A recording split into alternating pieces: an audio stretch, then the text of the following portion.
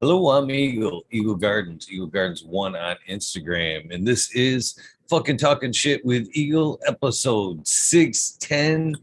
Hopefully, you guys have had a great Wednesday. I've got a great guest for you tonight. You guys have got a taste of this gentleman from two great nights at the Bigfoot Lodge there, where hopefully you caught those nights where this gentleman played some awesome campfire music for us.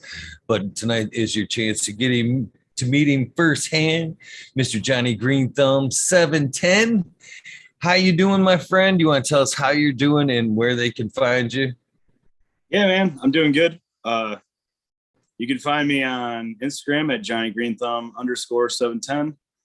Um, I have a Facebook page, but it goes for my band or my music stuff, which is Skinny Hodge. Yeah, so either of those two things, I'm doing really good, man. How are you? I'm doing well. I am doing well. I am grateful for this opportunity. And moreover, I'm grateful for the internet cooperating because, man, it sat there and buffered for like 5 minutes. I was sat there. Part of the reason why I delayed on letting you in, I was sitting there going, oh, come on, get your connection, get your connection. So I am very grateful for this opportunity. And again, I want to thank you for that awesome weekend up there at Bigfoot Lodge. I not only have I continuously talked about that weekend, but everybody else that was there that weekend uh, is continuing to talk about that weekend too. So much, in fact, that it's kind of made us want to get together and do it again. I've heard that it's Bigfoot's not going to happen this year, but man, it that night honestly ignited a passion in me for like cannabis. Well, cannabis and music's already always had like a place together. You know what Yeah, I mean? yeah, of But as course. far as like community thing, that type of like campground, sitting by the fire and stuff, that was amazing. And at some point, man, I would really like to duplicate that feeling or that type of event, but maybe on a private or a little bit more larger scale. Uh, again, it was awesome. I didn't see that coming, man. Yeah, Uh, your wife, Michigan Wildflower, was kind of she kind of teased, beforehand, yeah, he might get his guitar out, but yeah. man, I don't think any of us necessarily knew what was coming, and it was pretty awesome. So, Yeah, cheers to you, man. she tends to invoke me and try to push me into it when I had I fully intended on playing my guitar there. It was in the middle of nowhere for one. And we got lucky and got that camper right next to you guys. So that was kind of a bonus. And it wasn't like one of the biggest festivals we've ever gone to, but it kind of seemed like the party started after all the bands and vending was all done, which was kind of fun. And you guys had the fire pit like right outside. All right, let's go hang out with these guys for a little while. And then what was it, like 6 hours later? Yeah, we jammed out, smoked, drank, had a fun time. Yeah, that was kind of a mini vacation for us. We had a fun time at that place. Yeah, it was definitely a blessed night, man. uh Again, man, I hope to do that again. Yeah, That was a super time. I didn't think after, especially vending, you put in a good day vending both days and then turn uh-huh. around and put on a hell of a show. That was pretty awesome. Well, So if you guys come to like the Rainbow Farms festivals or something like that, man, we got more than enough space for camping in our yard, man. I got 17 and a half acres here. So like we could camp out, have you guys for the whole weekend. Rainbow Farms is like maybe a 40-minute drive from our house. So it's pretty close. But you can also camp there that too. sounds up, man. That would be amazing, because that is definitely something we have talked about. I mean, You know, I'm not to keep like beating that drum, but man, that did it really ignited something in what is Michigan's cannabis community, man. It really has kept us going since then, wanting to do it again. But we Sure. I'll definitely be in touch about, you know, doing something like that in the future. Yeah, So I'm actually hell yeah. there's 420 Love Fest coming up here. I think it's 2 weekends from now, or maybe it's the end of the month. I think it's the weekend of 420. So it's either I think it is 2 weekends from now. So not this weekend. This weekend we're going to Detroit for Let Our People Grow. They have the Detroit Festival there. And then Rainbow Farms is 420 Love Fest. It's the following weekend. So I don't have my calendar right now, but 2 weekends from now they have that. I'm actually playing music on Sunday there. So this could be pretty cool. Right on. And Michael Winslow is going to be performing before me. I don't know if you know who Michael Winslow is, but he's the dude from like Spaceballs, the man of a million voices. Right He, on. yeah, if you don't know who Michael Winslow is, you should definitely look him up because, yeah, he does all sorts of noises and, you know, he's like an impression, vocographer, whatever they call it. Yeah, he's crazy. I don't remember him from Spaceballs, but I remember, and I could be wrong. I'm pretty sure it's the same guy. Is from the Police Academy Yes, movies. correct. Yep. For people Yep. that are old enough to remember. Yep. Yeah, Absolutely. Yep. Yep. And he was in, yeah, Spaceballs. Yeah, Spaceballs was a good one. If you've never seen Spaceballs, that's a must watch. I haven't. I haven't. I shouldn't take you up on that recommendation. I don't know why. You should. It's Mel Brooks from the guy from Honey I Shrunk the Kids. He plays Darth Helmet, which is pretty. It's a satire on Star Wars. Really, it's hilarious.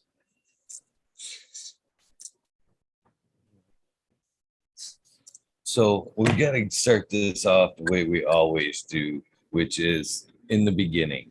Uh, Oh. when and where did cannabis come into your life? If you don't mind sharing with us, where did your journey start?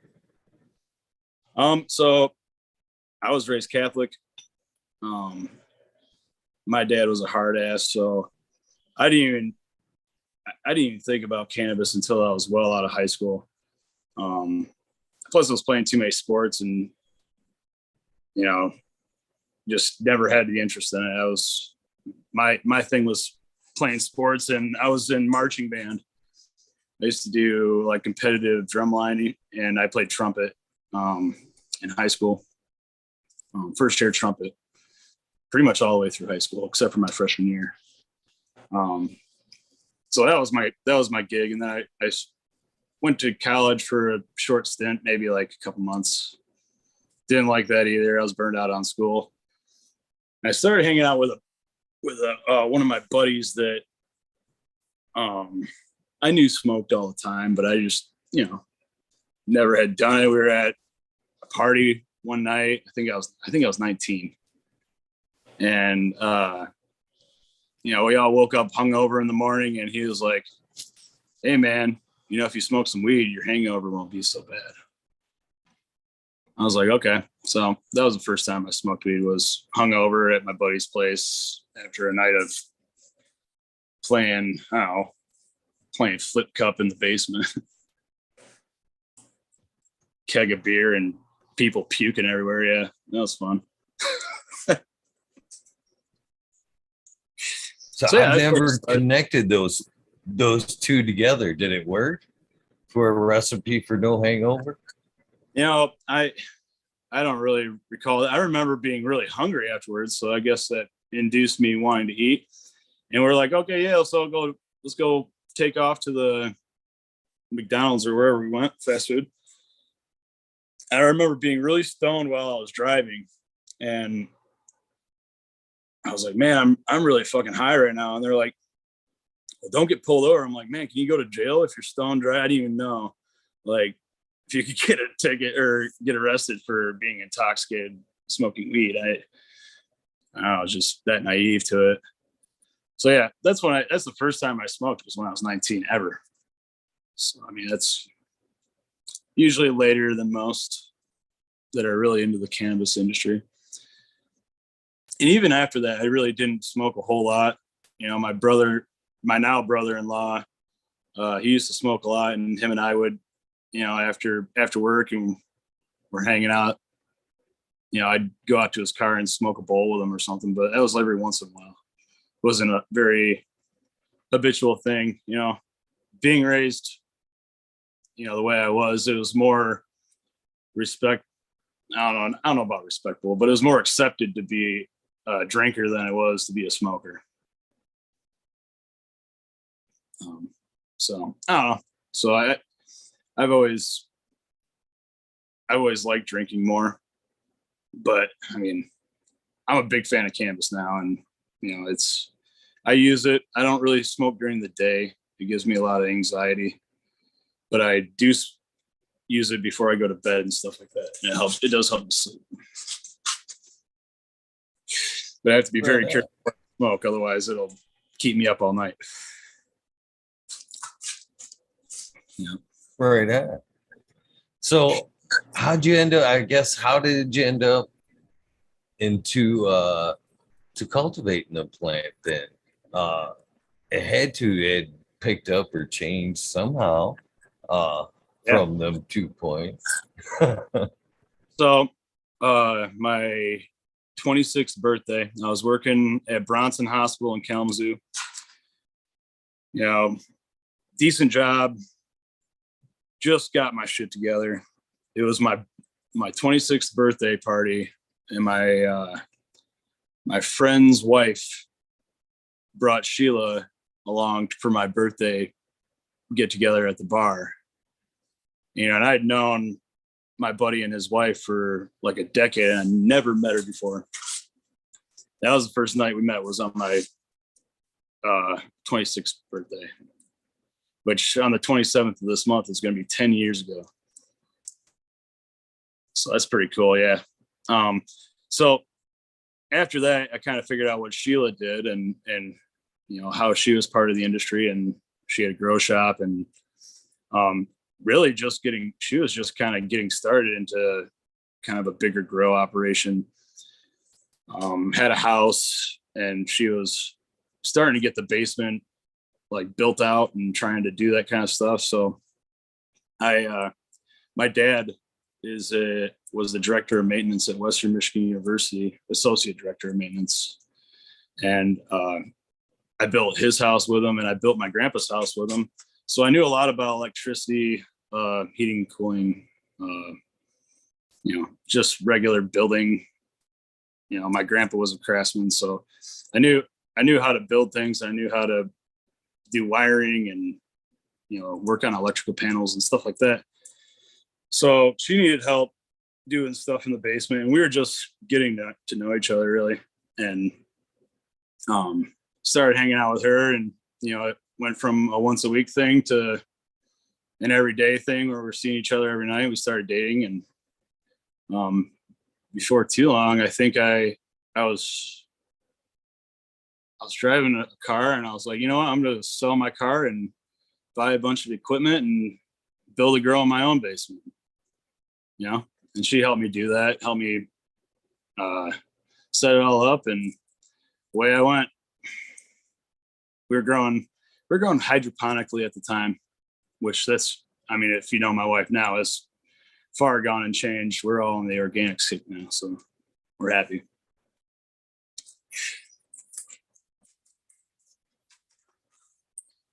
Right on. So Yeah. what'd that first kind of setup look like for you? What'd your first setup look like? Yeah. So I started off, from the car, I had an old, my great grandpa had died, and he had a 1988 Olds 88 that I bought from my grandma. It had 51,000 miles on it, and my grandma sold it to me for $1,500. So I took that car. I drove it for a while because it was sweet. I mean, the seats in it were like lazy boys. It was fully loaded. It had digital dash for a 1988 car. It had a digital dash. It told you the temperature outside. It was kind of sweet. Wish I never sold it, to be honest with you, because it was a badass car. Box body. It kind of looked like a Cutlass, kind of cream on cream, all leather interior. It was dope.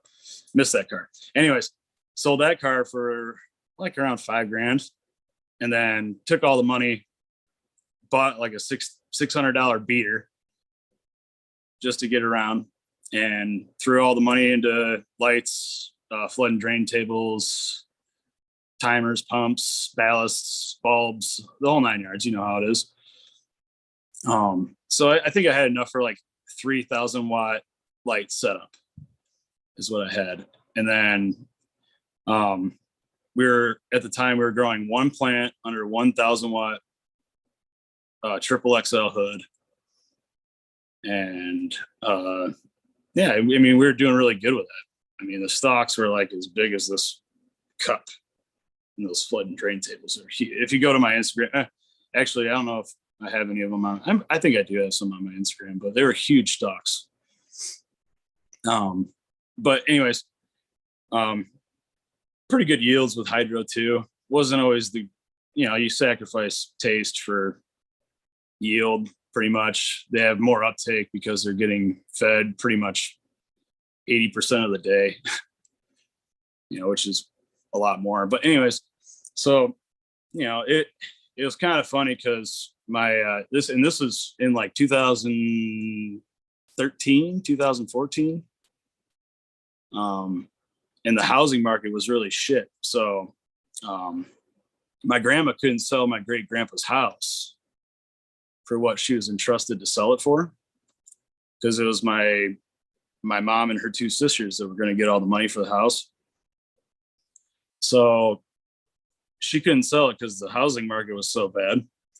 And I had been growing with Sheila for maybe, like we've been dating for like 6 months to 8 months probably. And it came up in conversation one day about what they were doing with that house and what was going on with it. And my grandma let me grow in the basement of my great grandpa's old house. And she, all I had to do was pay the utilities and the taxes for the house for the year. And she let me grow there. So that was a pretty good head start in the growing world. I got pretty lucky.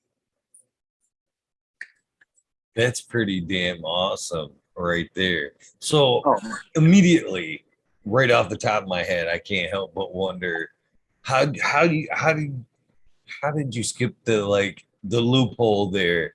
Obviously, you kind of mentioned the your childhood and the raising you had there. So I'm just assuming grandma had to have a similar structure. So how do you kind of skip the family values? And grandma's like, yeah, go ahead, grow pot now. My dad's side of the family is the Catholic side, and my mom's side, which is the grandmother we're talking about, she's almost atheist, like, very liberal too. And, was very excited that I was getting into something. And she was very curious how profitable it was. And,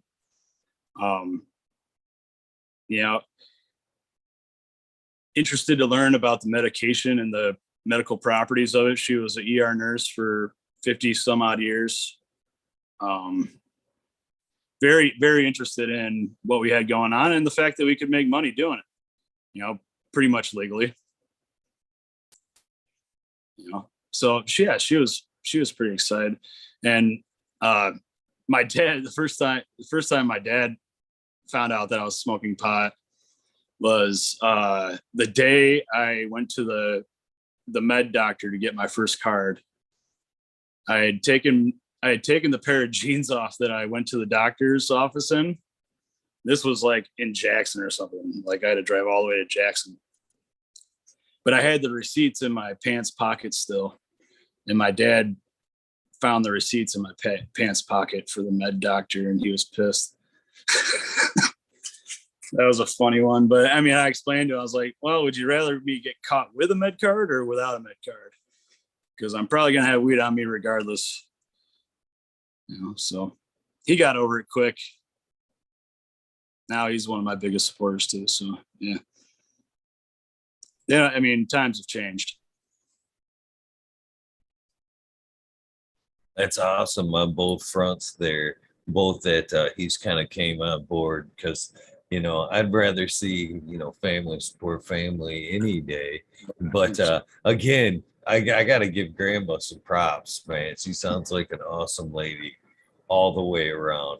Not only, again, for letting you kind of test your cannabis dream there at the house, but to be cool enough to be open-minded coming from the medical field, you know what I mean, and be, like I say, open-minded to cannabis and its medical, uses, its benefits there. That puts her on a whole nother level of coolness in my book. So shout out to Grandma. My grandma is one of the coolest grandmas you could ever have. I mean, she was supportive for me all the way through my life. I mean, huge influence. My grandpa too. My grandpa and my grandma, and their last name is Pell. But they have always supported my sister and I in any decision and any route we take in life. And, it's a great support system we have in our family. We have a really tight family, so it's good. And obviously you met my wife. She's very persuasive when it comes to cannabis and the benefits and stuff like that. So yeah, she was a big part of, getting me into that and making me successful too. She's very smart and she taught me everything I know about growing weed for sure. So was she flood and drain with our hydroponics then at that point too? Yeah. So I had, she was flirting around with like the ebb and flow systems, stuff like that, and we kind of built like a hybrid of both, where we were vegging in like current culture, in like 1 foot net pots with like they used to have the grow stones that were like the recycled glass grow stones. Those things were sweet. So we would open grow them in water, and I built my own current culture system, and built rolling trays for all of our flood and drain tables on casters to move them around and stuff. Yeah. But yeah, that's where we started, was hydro. Cause I mean, with her store, she was really into hydroponics and promoting that field. And this was back when bottle newts were pretty good and, weren't so synthetic as they are now. So, I mean, there's some good bottle newt companies, but it's tough. That's why she's trying to get away from it and move more towards the organics side of thing, and try to get people so they can keep reusing their soils and not have to come. It's almost backwards for her, because you'd think she want to keep people buying $100 bottles of nutrients from her shop, but she wants the opposite. So that's pretty cool too. She has a class coming up too. I forget the date. It's on a Friday. I think it's the last Friday in April, I think. But you can go to her Instagram page and it'll be all over that too. It's Green Earth Organics. So just to kind of remind everybody, I'm sure they remember, but who you're referring to is she did an episode with Smiley on the organic takeover. Yeah, if they missed that, yeah, they can go back and check that out to see exactly kind of who we're talking about there. But definitely an amazingly smart lady and grower there for sure. I'm kind of zipped back on your Instagram there, and man, you guys from the beginning of your page there are crushing it. So is that like the start of your grow there? Is that kind of where things kicked off? Because that's a fucking good start. Well, that's our new place. That's where we are now. I mean, you can kind of see, like in my room, I'm in the grow room right now, but it's a 40 by 40 barn that I built, and built it all out. It's insulated, heated, cooled, has its own well, 200 amp service that I did everything myself. So yeah, turned out pretty nice. I think the lights are on too. I could probably take you in there and show you if you wanted in a little while anyways. Yeah, right on. Yeah, so what you see on the Instagram stuff, that's I didn't really post anything. I didn't even have an Instagram back when I started. I mean, I barely got on Facebook, and that was mostly for promoting my bands that I was playing with. And then when my daughter was born, that's pretty much when I quit doing the music stuff, threw everything into the growing. Obviously, my wife was pretty much on bed rest like half of her pregnancy, so I had a ton of work to do then. And then after too, I mean, I wanted to see my kid grow up, so I stopped doing the band jams 4 nights a week until 3:00 in the morning thing, because you just can't be a good dad if you're hungover and waking up at 12:30. So yeah, that's just how it goes. I'd do it again. Again, man, fucking that. Your talent in the music department definitely shows. Thanks. I kind of didn't realize how talented. Well, obviously, I knew you. I take that back. I realized right out the bat how talented you were. I guess what I'm trying to get how diverse the talents were. I guess is what I was saying. I heard you mention the drums, and of course, the saxophone, not saxophone, the trumpet, right? Trumpet, and of course, these amazing vocals and play guitar.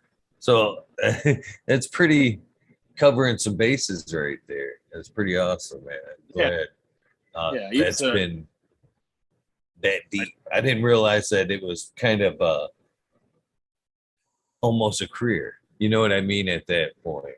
So yeah, I was playing at least 100 shows a year. I mean, like it was we were jamming, we were grooving. I ran a open blues jam every Thursday night. I did that for almost 5 years. I did that for every Thursday. Taught everybody who wanted to, anybody who needed to come and learn how to play band format open jam blues.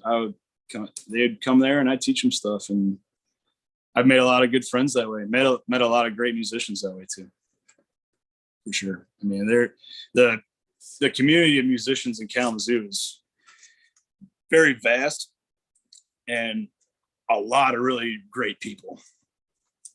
I mean, I was part of the Kalamazoo Blues Association for over a decade. Played Wing Stadium. I played Arcadia Festival site. Pretty much every dive in Kalamazoo for sure. Going all the way out to, St. Joe, South Haven. I did one show, and I used to play Bangor Tavern all the time. Talk about hillbilly dive bar, man. Yeah, you'd see a fight there almost every week. Every time we play there, there'd be a fight, and sometimes it was, I mean, one of my bandmates hitting on the wrong woman kind of thing, and we were the ones starting all the shit. And it was kind of funny, but Yeah, it was good times. I've played with a lot of great people. Stephanie Slois, I still miss her playing drums for me. I used to have a female drummer, and she was about as steady as a drummer can get. Like could match flow, wasn't afraid to be quiet, wasn't afraid to be loud.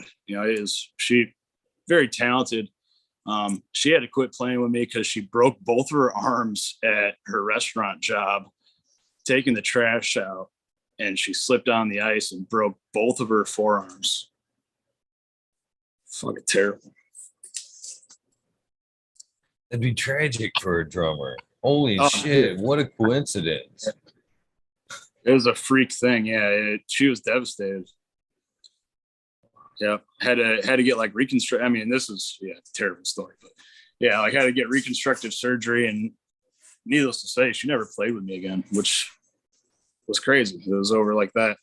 That was my first band that I ever started. I mean, I started playing music. My dad got me my first gig when I was like 17, 18. That was at a local place called Louis Trophy House.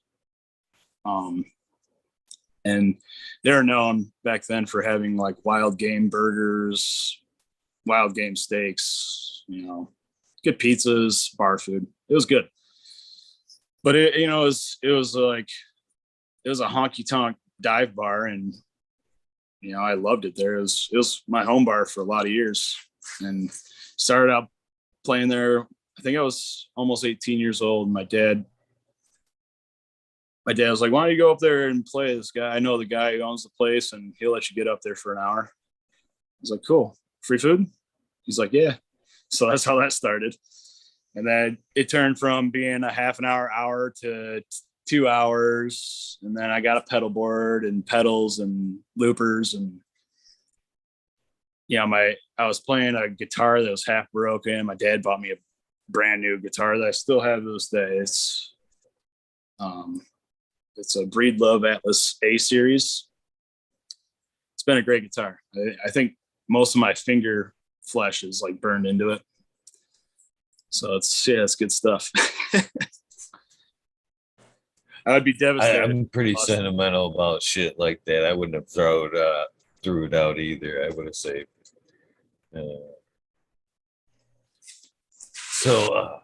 Fuck yeah, man. That's you got it that close. That thing's in damn good shape. Yeah, I keep it really nice. But yeah, you can kind of see the indentations of the frets where my finger markings are. I mean, I pretty much have the fretboard groove. Is that the one? Is that the one you played for us up there up north? Yeah. Yeah. I mean, I need to get another one because I don't know what I would do if this thing ever got stolen or broke or something. I don't know. Or even just during a show, if I break a string or something, it'd be nice to just have it. Remember, I broke my string up there, and it took me I was fumbling around in the dark for like an hour trying to figure that out. That was fun. I can't believe we were, again, very grateful because, man, we were all just into it and shit, man. That was like the that was an awesome night, man. I gotta highly suggest if you guys are listening and you're around Lower Michigan, do you mind telling them where they can roughly find you or where they find you? Because I highly suggest it, man. This gentleman can play. If you can catch him, I would. I appreciate the compliment, man. That's nice of you. It's my passion. I mean, if money wasn't an issue, I'd be doing it every day. Yeah, I mean, I'd be putting all my pieces together and finding some bandmates and gigging. That's what I would do. You know what I mean? I didn't have to worry about anything in the world. Unfortunately, life has responsibilities, and playing music doesn't pay the bills unless you sell out and are a superstar. So whatever. That's one of them things too, man. I'm one of those people that are fully passionate about telling people they should chase whatever they're passionate about. But sometimes you can find yourself in that loophole of where, and I think unfortunately, it is a monetary thing. You know what I mean? Once you're doing it because you have to do it and not because you love to do it, it tends to lose the fire. Well, the passion goes away. Yeah.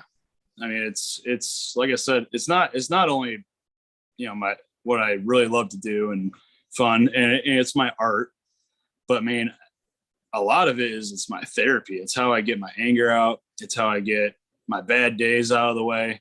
It's how I deal with stress. I mean, getting up there and just performing in general really is therapy for me. So I don't play a whole lot right now. I mean, throughout the summer, I think it's every other Tuesday I play at Vickers Lakeside Tavern. They have a bike night up there, and I do a 4-hour set up there from 6 to 10 every other Tuesday. If you go to, it's Vickers, like Vicksburg with a V, Vickers Lakeside Tavern in Vicksburg. My buddy John owns the place. It's a great spot in the summertime. It's got a huge deck, outside bar. It's sweet, but usually really busy and a lot of people show up. I'm not playing there this month. Usually through the winter, I play there on Saturdays at least once a month. But I'm not doing it this month because we have festivals every weekend coming up. So I mean, we got Let Our People Grow this weekend. We got Rainbow Farms the following weekend. We have another one the weekend. Oh no, we have Harim. I'm going to Harim in Grand Rapids. The organics kind of meat thing. That's Confred Dread Connections, I believe, is the guy who runs that. So yeah, that's what we're going to do next weekend, I believe. And then Rainbow Farms is the weekend of 420. So I think it's 3 weeks away. Yeah. Well, that's Michigan is very known for its cannabis culture. And prior to I think it's definitely escalating, to be honest with you. Years prior, I think it kind of just was like a spring to late fall thing. But man, the caregivers and the people who are passionate about cannabis, man, down there by Rainbow Farms, you guys were kicking it down there till Christmas almost, weren't you? Damn near Thanksgiving. The last Christmas, one was in October. Yeah. Well, the one in Detroit this weekend is outdoors, and it doesn't look like it's going to be too hot and warm for that one either. I mean, we're used to bundling up and we got our heaters and stuff. We know how to do it. So we tough it out. We try to do as many events as we can, still stay sane, because it's a lot of work packing all that stuff up, tents, all your tables, your supplies, your water. You kind of have to prep to go to one of those things and have all your cards on the table, because once you're there, you're there. I mean, it's typically the whole weekend, and you kind of grind it. I mean, you kind of saw firsthand at the Bigfoot one, but pretty much every festival at Rainbow Farms last year, we camped right in our vending tent, like right on the ground, bunch of sleeping bags, and we love that. It's fun. But yeah, we try to grind as many of those out, and we love Rainbow Farms. We love the people who do Let Our People Grow. Pierre and Heather, they're great people too. We try to support a lot of the people that try to look out for us as much as I would like to look out for them too. Yeah, you guys kind of took it on the chin a little bit there at fucking up at Bigfoot with 2 days of rain, man. That was pretty rough. Yeah, that's good. But dude, we did. I think we did 5 festivals at Rainbow Farms last year, and every single one of them, they had rain. Which, I mean, we all joked about it because it was, you know, Rainbow Farms. So, I mean, like, it was kind of funny, but not really when it comes to the mess. And, you know, you're trying to get people there so, you know, you can make, you know, you're trying to be profitable. You're paying to be there. So, I mean, you kind of have to, you want good weather so people show up and, you know, you can vend a little bit, get some donations. Right on. In fact, there is a ton of people that were at Bigfoot in chat right now. I would say at least probably 30 of them that were up there that night around that campfire. that was a great night.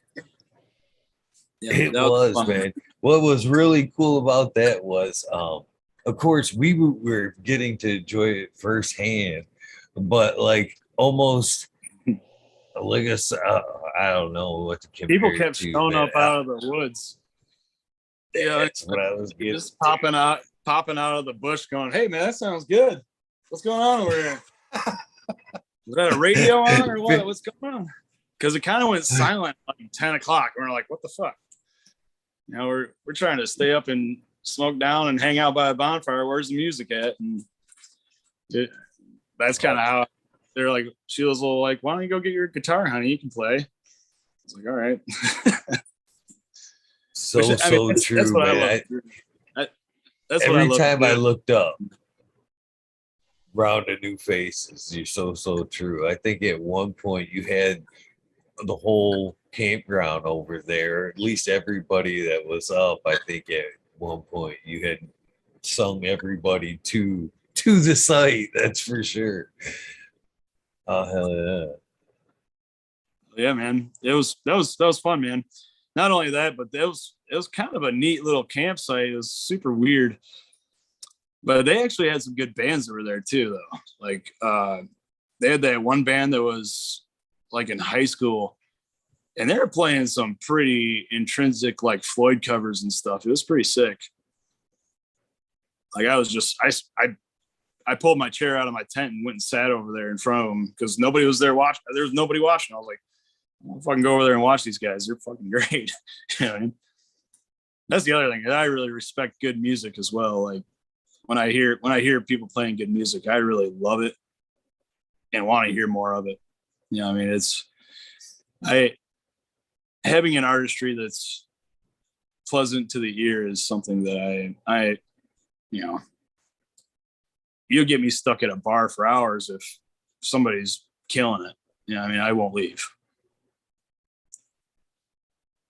I agree. But I think you proved that point again up at the campground that weekend. And I definitely hope to get another taste of that, you know, live firsthand, real soon. Right? So, for sure, man. We'll be around all summer. Kind of like to the fact of appreciating good music, or like especially like good amateur music, I guess I kind of say. People coming up still. I posted, and again, I gotta thank Instagram for that, a random Reels feed. I posted in my stories yesterday.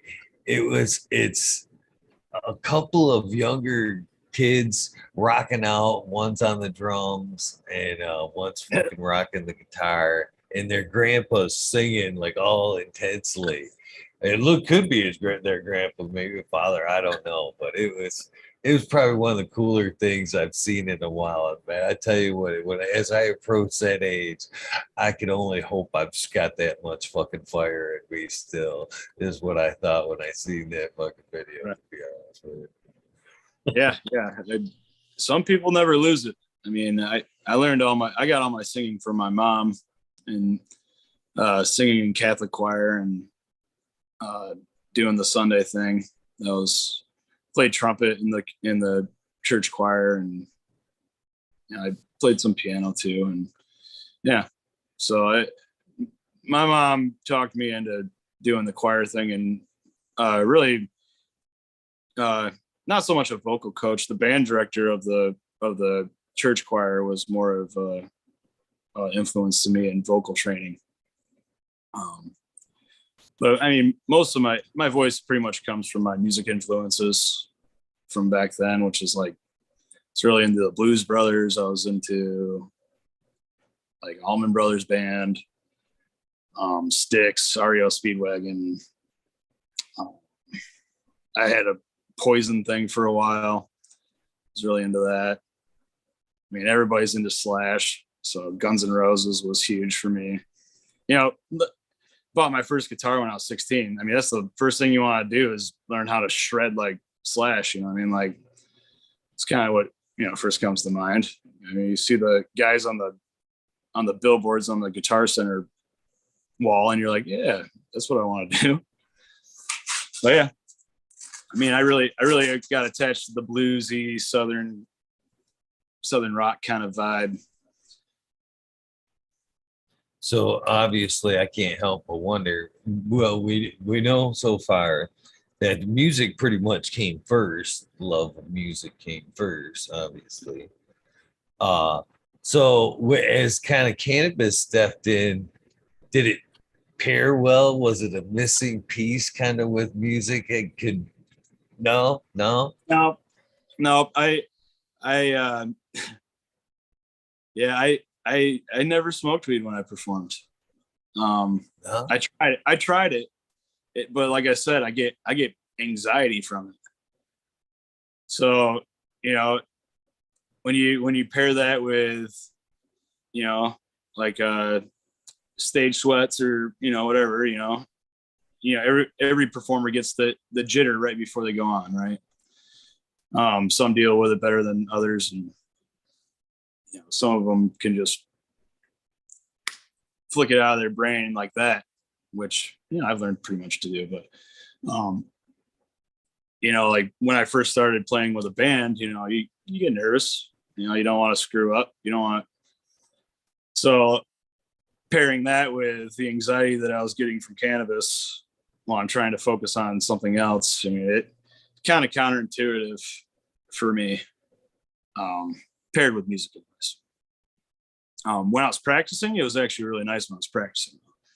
A couple of strains definitely got me in a more creative mood. But I never really used it as a crutch though. For I mean, if that kind of answers your question, I mean, like it's not a staple that I use for playing music. I don't have to have that. Nor is alcohol. Right on. No, I think I was more asking if it kind of, and you kind of hinted to it a little bit, if it kind of brought out a little bit more creative during like the writing side or the practice end of it. Yeah, I could definitely see not wanting. It wasn't a Pandora's box or anything that just like, oh, my fingers work now. No, it wasn't anything like that.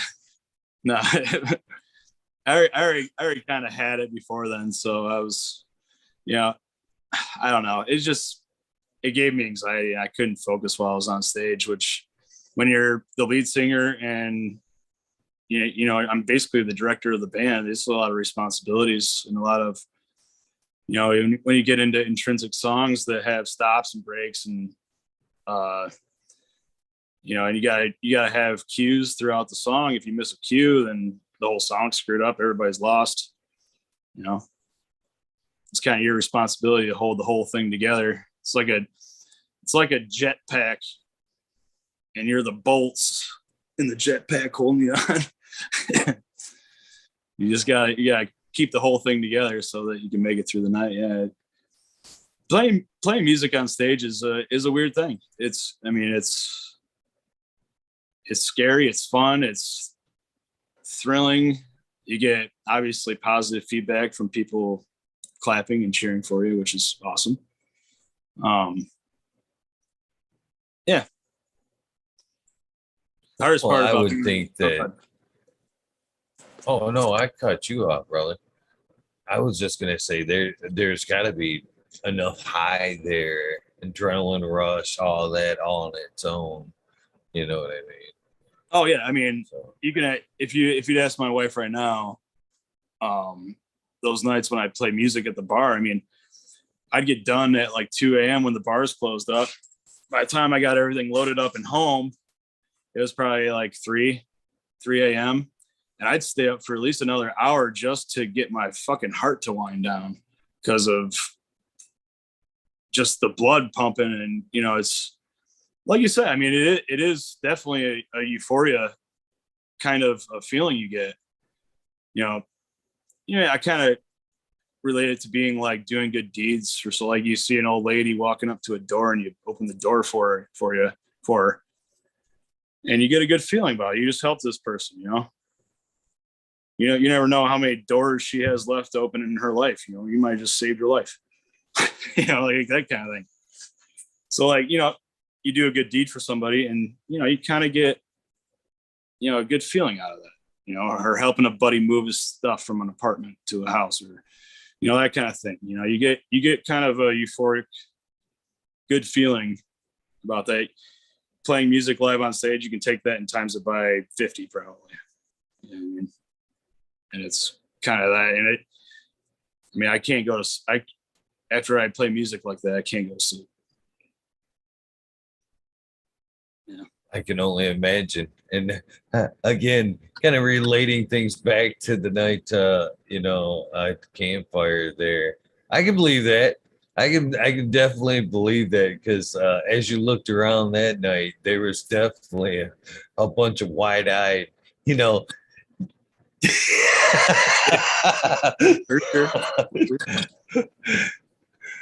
Yeah, that's hell yeah. I definitely can see that being very true. That's pretty good. It's awesome that you have that. I can't believe you. And again, I think I mentioned that to you that night that it's kind of shelved. You know what I mean? I think we had that conversation where I was like, dude, you need to be doing this. You know, everything happens for a reason, and I put my faith in God, and God knows when and where to make it happen for me, and if it does, it does. I mean, like I said, I'd be happy playing to a bar full of 50 people. You know what I mean? I don't need to be playing amphitheaters and being super famous. I don't need that shit. I mean, I don't really even want it. Like, I can imagine how crazy those people's lives are. I mean, they can't even go to the grocery store. I mean, like a normal human being. Like, I don't know. But I mean, it would be nice to make records and write some tunes. It's something that I've never really gotten into is writing music. I've always been kind of a cover guy, pint glass performer kind of thing, like hanging out local spots, playing cover tunes, which I like because I just love music. I mean, it doesn't have to be my music, but eventually I would like to, start writing my own tunes and kind of get into the poetry side of writing and maybe meet up with people at a bonfire and think of some lyrics and jam,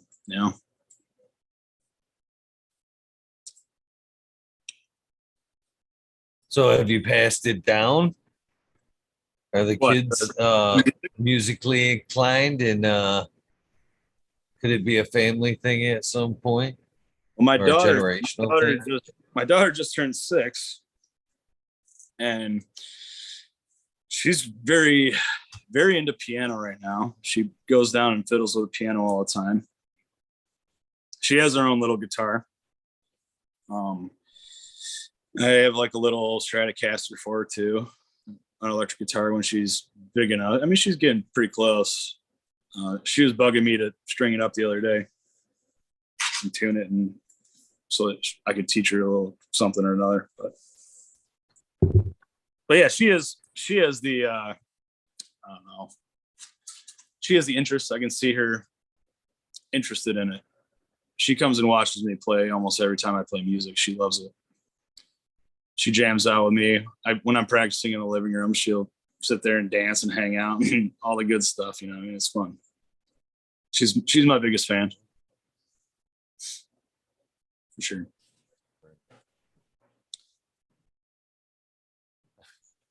I was glancing at chat there.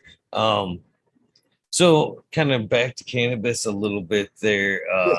So what was you guys starting? What did you start growing when you first started kicking off there? What was present in the garden at that point? We were growing. Let's see here. We had the AK-48 strain that we actually still have the original lineage of it as a mom. We were growing that AK-48, which was an 8-week flower, so I called it that. White Widow, which we still have our White Widow cut too. Gosh, I mean, that's like a 12-year-old cut now. It's crazy. We're growing a strain called Recon, Pineapple Express. We had a AK-48 pineapple cross that we accidentally hermed a plant out and threw a bunch of seeds, and we popped them and it turned into something crazy. And it was really nice. We called that Sex on the Beach. What was some of the other ones we did? We obviously had glue when that came out. That was pretty much a staple for like 5 years. We ran a lot of New York Power Diesel. We ran that one for a really long time. That was a great yield. Good yielding plant. Had a good citrus notes on it. Smelled good in the bag. So we grew that for quite a while. That strain actually paid for our wedding, which is good. Trying to think of the other ones that we had.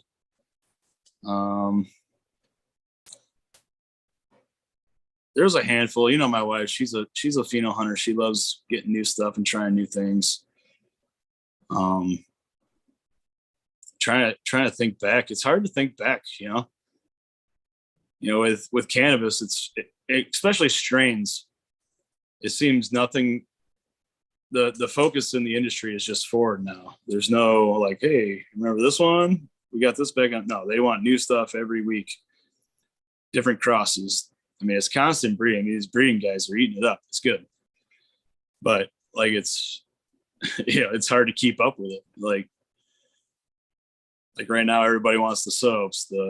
They want the Georgia pie. The this, that, the other thing. You know, I mean, it's cool, and genetics have came a long way, which is really nice. I mean, the newer genetics are less finicky. They don't herm out as easily. I mean, more true hard profiles that are, you know, not gonna not gonna, I guess, tested and proven almost that they're gonna turn out better than, you know, some of your older strains have been crossed with, you know, weak dominance. I don't know.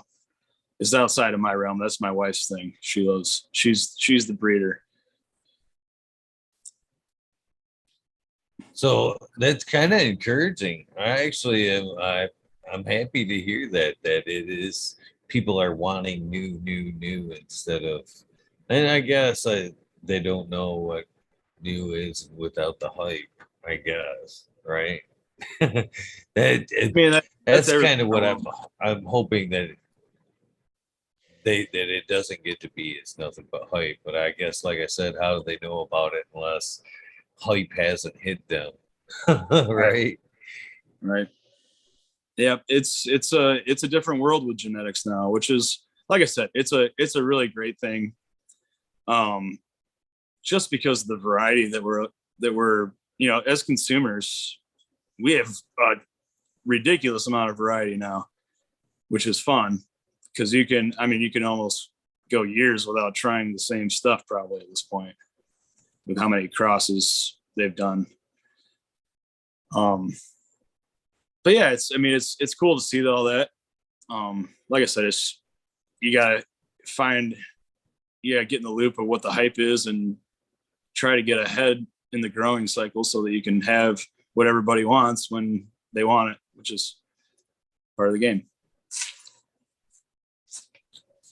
Yeah, it's true. But how many times do you have something that people necessarily haven't heard of and they stop at that jar and go, ooh, you know what I mean? Yeah. I think because of the festival or type events, being able to still vendor here, you still have the opportunity of letting people look and smell a little bit. And I think that's super key. I think once you take that away from cannabis, it takes a lot away from cannabis. I think that's the terps, that smell. And yeah, the bag appeal definitely has something to do with it. But moreover, opening that jar and what, that smell hitting you unlocks something. And they definitely call out to you. You can smell a jar of 30 and there'll always be that one where you go, that's it. You know what I mean? Right. I got to try that one first. So I catch myself doing it all the time at festivals, even as a vendor. I still go walk around and smell people's shit and, kind of do my own little hunt of, what maybe something that we should grow, that kind of thing. Georgia pie is a really good one. I just tried that for the first time the other night. Really great strain, delicious, tasted great, good high, decent hybrid. Yeah, wasn't too crazy strong that I passed right the fuck out, but it was a nice level high. Went in the yard and did a bunch of limb cleanup and had a fire yesterday. It was gorgeous.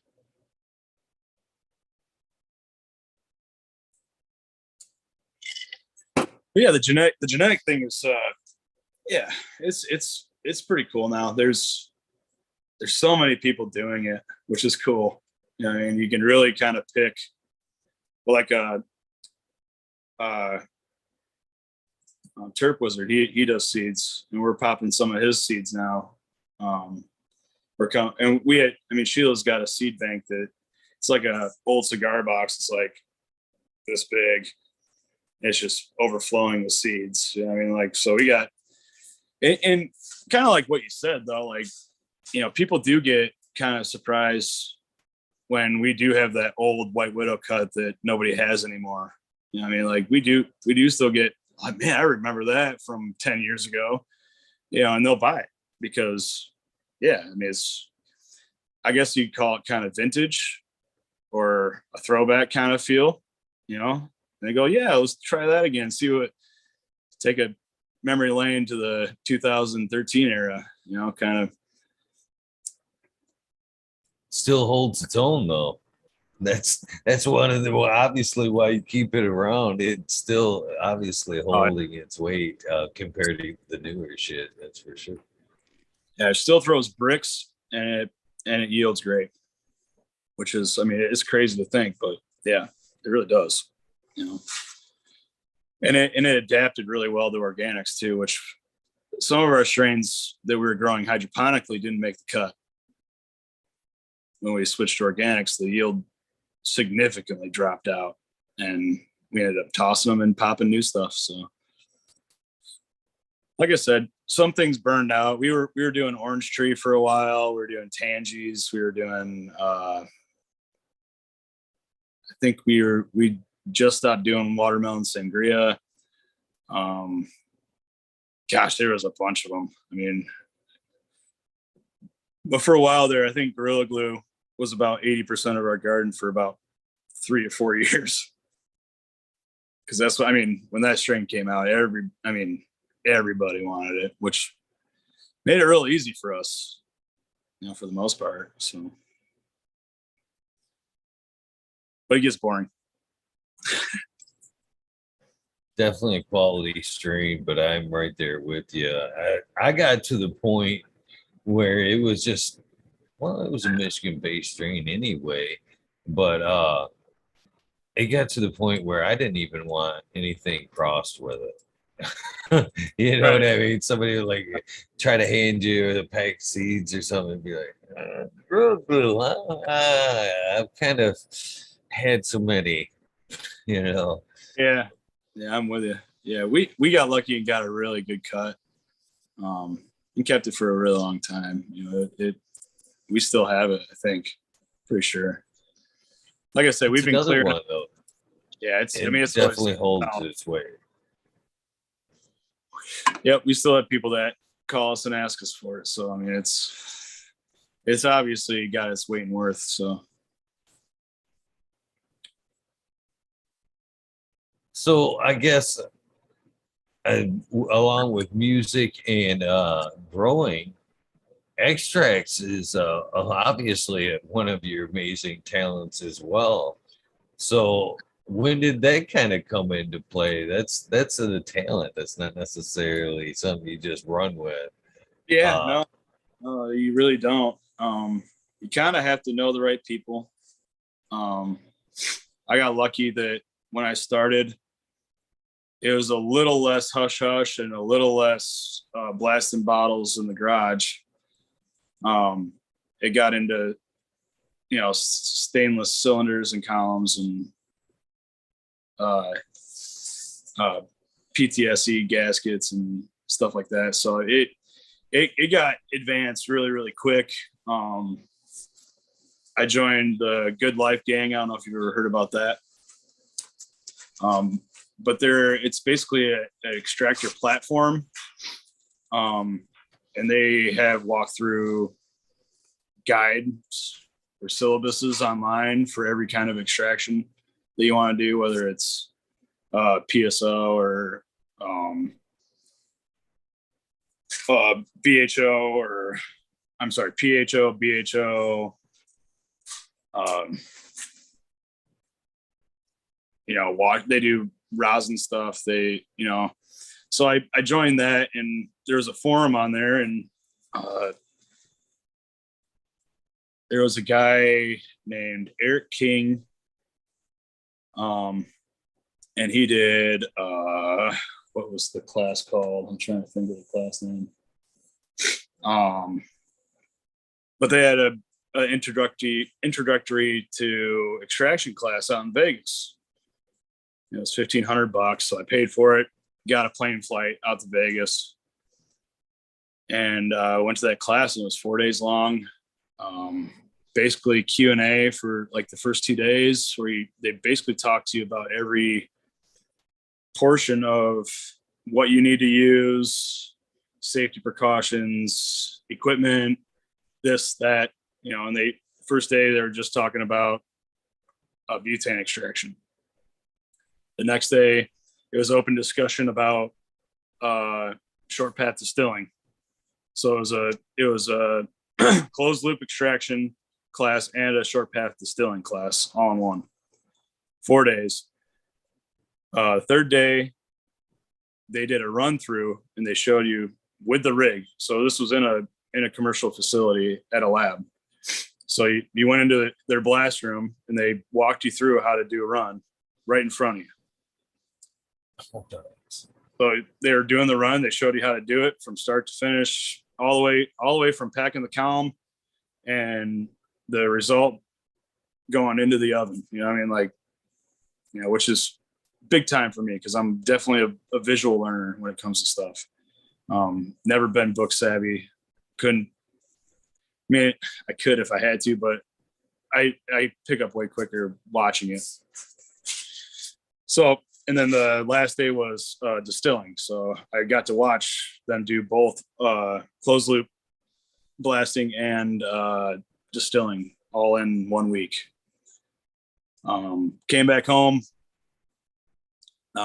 instantly went to USA Labs and bought a short path, 5-liter short path with the chillers, got a rotovap, the whole 9 yards.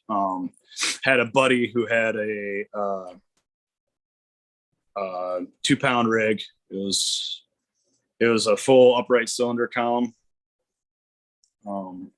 So basically, I call it a down rigger because it starts from the top and goes down. Basically, he had it set up so that you could bidirectionally blast. So you're filling your cold solvents up through the bottom, which would freeze the chlorophyll somewhere in the middle of the column. And if you look on my Instagram, you definitely see a lot of like frosted out jacketed columns in there, where I was doing like slurry mixes with alcohol and dry ice. Again, I was using no pressure. It was all negative pressure. It was basically like doing HVAC. So you're using negative pressure to feed the system to move your solvents through the rig. And then from the top of the column to the bottom of the column, you use basically gravity and negative pressure to move it down into your collection pot. So he had a 2-pound rig that he let me use. God bless it. God bless them. They're cooped up concentrates is the name of their kind of thing. What's their farm? Oh yeah, it's Climax Farms. Josh and Jim, they're great people too, man. God bless their souls for teaching me everything that they knew, and being kind of my at home kind of guide too. They've been in the game for like a year or so before me, and really knew what they were doing. So yeah, we kind of worked out a deal, and they let me use their equipment for a while. I ended up buying their equipment from them. And then I took all the equipment that I had, and then I built my own rack rig. And that's kind of where I am now, is rack mounted rigs using, nitrogen assist, and butane blasting. So, been doing that for a while, and yeah, I'm pretty good at it. I would say that I could throw in with, anybody in the state, put my stuff next to theirs probably. I'm happy with it. There's a lot of really good extractors in the state. It's crazy competitive market, and there's a lot of very talented people doing it.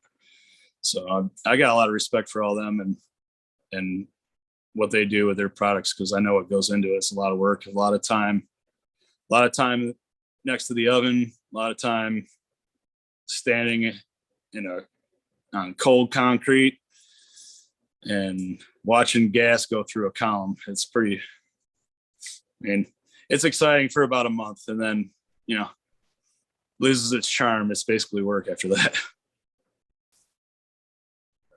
Right on. Kind of what we were talking about earlier. You start throwing the monetary, have to do it in there, and it kind of does take away from the fun a little bit.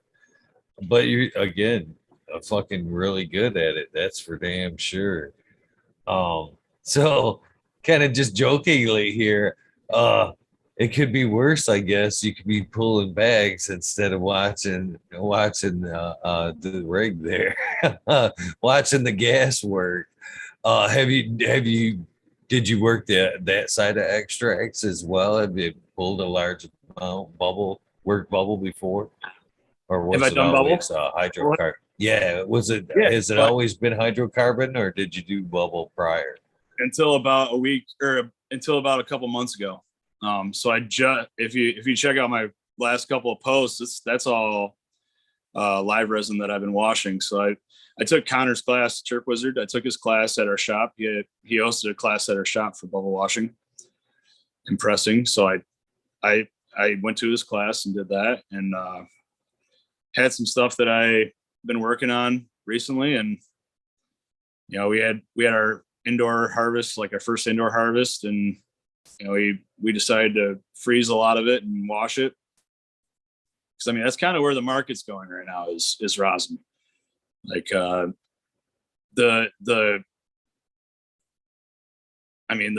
solvent stuff is, it's just flooded. There's so much of it out there, and you can pick it up at a very reasonable price. It's almost really not worth me trying to keep it as BHO anymore. It's kind of like if I need distillate, then I do hydrocarbon runs. But basically now, to the future, I'm basically going to be doing bubble washing. unless, yeah, I mean, the days of me running for people for a percentage are pretty much over, I think.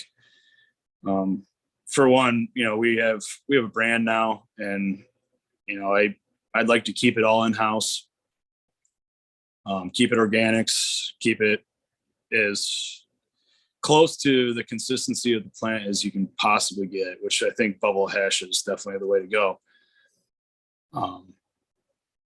Not to say that there's anything dirty about hydrocarbon, but that just the, people that are into organics, which are, my wife is very much into organics and organic living. I mean, if you look in our fridge, we don't have anything in our fridge that's not organic.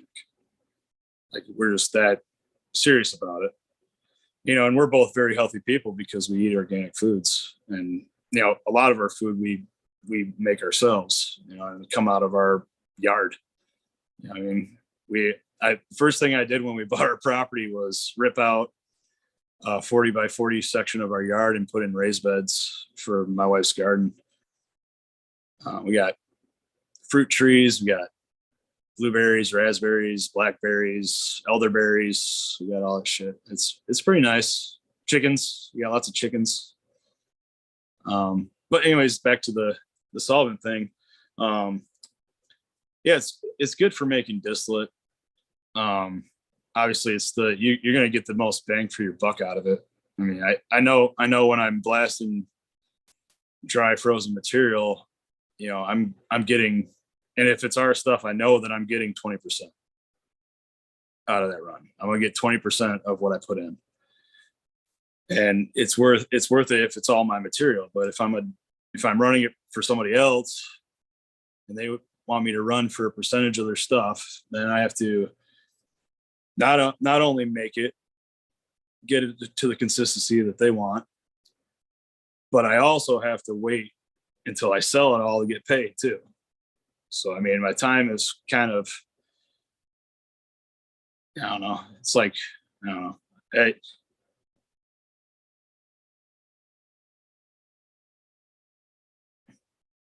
can't hear you. Basically, at that point, you're working for your money twice. That's how I see that. Right. So basically now I've gotten to the point where I just tell people I have a flat out dollar charge for running their material if they want me to do it. At least I know my end's covered. I don't have to worry about moving, pushing your product and pissing off one of my customers because they're expecting our stuff and ended up getting their stuff. I mean, that's happened to me too many times. Where, and on top of that, if I'm getting paid cash for it, it makes more sense for me to take the time away from our stuff to do that stuff because I'm actually getting paid for it right now. I mean, I get it done and I get paid. It kind of makes more sense to me. And if people don't want to do it that way, they don't have to work with me. That's their choice too. Right on. So I can't help but wonder, every time I hear or I talk to an extract artist concerning rosin there, it's always about, well, it's got a better yield. Well, of course, you've already started with more of what you're trying to harvest, basically. Right. So the numbers, of course, are going to look good when, you can squish out and yield more rosin that way. But there's a lot more into it. I mean, isn't there something to be said about just kind of packing pucks and squishing flour directly and kind of saving a little bit of the, help me understand that. How come you don't see more people just squishing flour? How come it's got to be extracted through the bubble process? Because myself, I appreciate that method of hash itself. You know what I mean? In my opinion, the buck could stop right there. You know what I mean? And then if I wanted rosin, press flour or whatever, why? Other than yield, you know what I mean? Is there that much difference in quality? I mean, when you got fresh frozen going on, I mean, you're pretty much, even when you're running hydrocarbons, man, you're still getting a great representation of the plant. And you obviously see less yields when you're running fresh frozen as well. I mean, pretty sure it's like 20, you end up with like losing about 87% of your weight when you dry it. So yeah, I mean, you're definitely going to be able to extract more at one single time running hydrocarbons than you would washing per time. So, I mean, in that argument, I think that hydrocarbon is definitely your best bet no matter what, because you can only get so big of a wash bin. You know what I mean? But you can run a 20-pound extractor once and it'll take you 4 hours maybe. So, I mean, I think but as in representation and the way that the hash comes out, yeah, I think rosin, like you get bubble hash and like that fresh frozen rosin. I mean, these guys are killing it out there. You know, I mean, there's a lot of really fucking good products. But you know what? I've had several customers that bought some of my batters from me. They were fresh frozen live resin batters that I whipped up. And these people thought they were buying rosin from me for $30 a gram for like a year. And I handed them diamonds like this. I remember this one guy I used to deal with, and I handed him diamonds one day to try them. I was like, "Here, you want to try some of my diamonds?" And he's like, "Well, I don't smoke BHO." And I was like, "Well, I'm sorry to tell you this, but you kind of been smoking it for the last year and you just didn't know.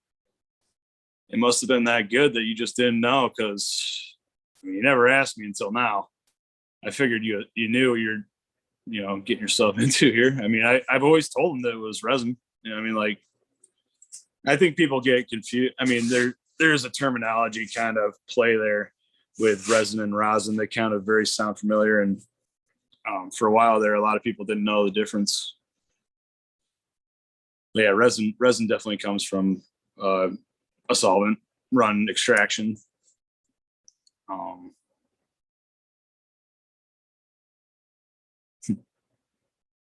I do it at least a couple of times every interview. It's fine, bro. It's fine. But I think, in all fairness, I think you extract guys are a little bit to blame for that, because every time we get used to some of the terminology, you guys have come up with a new tech and shit to just confuse us a little bit more. Don't blame me, man. I'm just going with the flow over here, okay? No, you're right about that. That's for sure. I mean, it's a confusing buyer's market for sure, because, I mean, my batters looked just like rosin. I mean, you could not tell the difference. And like texture, consistency, it kind of felt like that battered up rosin feel. You know, even when you smoked it, it melted, it full melt. I mean, it was great. I mean, I was coming out with some really, really great fresh frozen runs. I mean, it was it was great.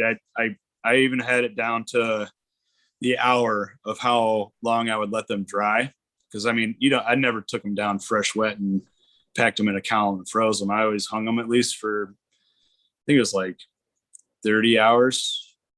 I'd let them hang for like 30 hours just to lose a little bit of their water weight, with a dehumidifier rolling, and then I'd nug them up and throw them into the column and freeze them.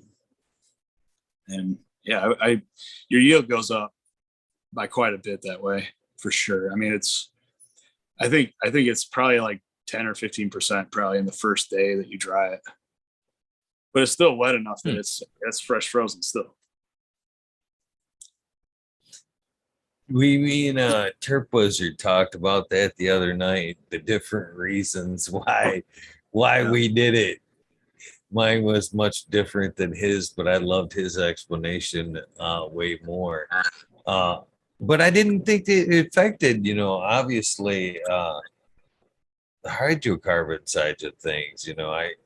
I definitely, understood what he was saying as far as like washing it, because it basically ripened, that trichome head, make it a little bit more stiffer, You know what I mean? A little bit more durable for catch, but I didn't necessarily equate that to a hydrocarbon. How I don't know. How's that work? I mean, how does that increase yields on that side? Basically, I thought oil was oil. Isn't that what you're pulling on that side? Uh, Yeah, so I I don't mean, know. you running fresh frozen and with hydrocarbon, you definitely decrease in yield for sure. Like you only have so much room in that column space. So I mean, like you when it's wet, it's going to take up more square footage in your column. So you're not going to be able to get as much material in there. You know what I mean? So it's probably about a quarter as much. So you lose like 3/4 of your yield. So if you're used to getting, we'll just say 100 grams per run, you're probably going to get like an ounce, you know, if you're running fresh frozen, which is crazy to think about, but it's just how it goes. But you kind of sacrifice your time for quality when it comes to that point. You know what I mean? I just fell off when it came to that kind of extraction method, to be honest with you. I'm still stuck at just producing bubble. I'm again really happy with, I'm basically the only one smoking it. I'm not trying to sell it as a product, and I'm Sure. very happy with that. But uh, uh, again, the inventor of the BHO method watches the show, Mr. John Indra. So I hate, as I've talked to him over the years, he absolutely cringes when he hears people talking about the garage methods and shit. You know what I mean? The open blasting, but Oh, it's a thing. You know what I mean? And that's when I initially seen it.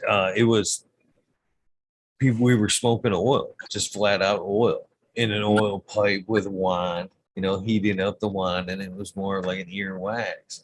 And then it became more of the shatter. And at the first time that a friend of mine came over and was like, yeah, let's do this.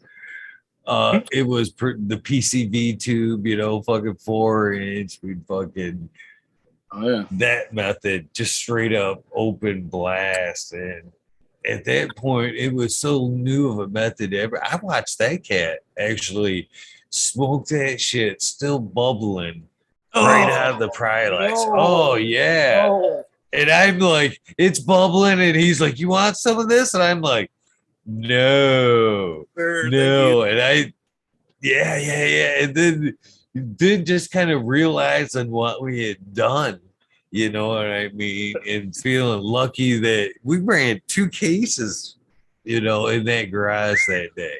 Oh, at Yeah, how lucky I was. Yeah. least you didn't have a water So heater there, bro. yeah, I've oh man, I realized that day that after we were done how dangerous what I did was.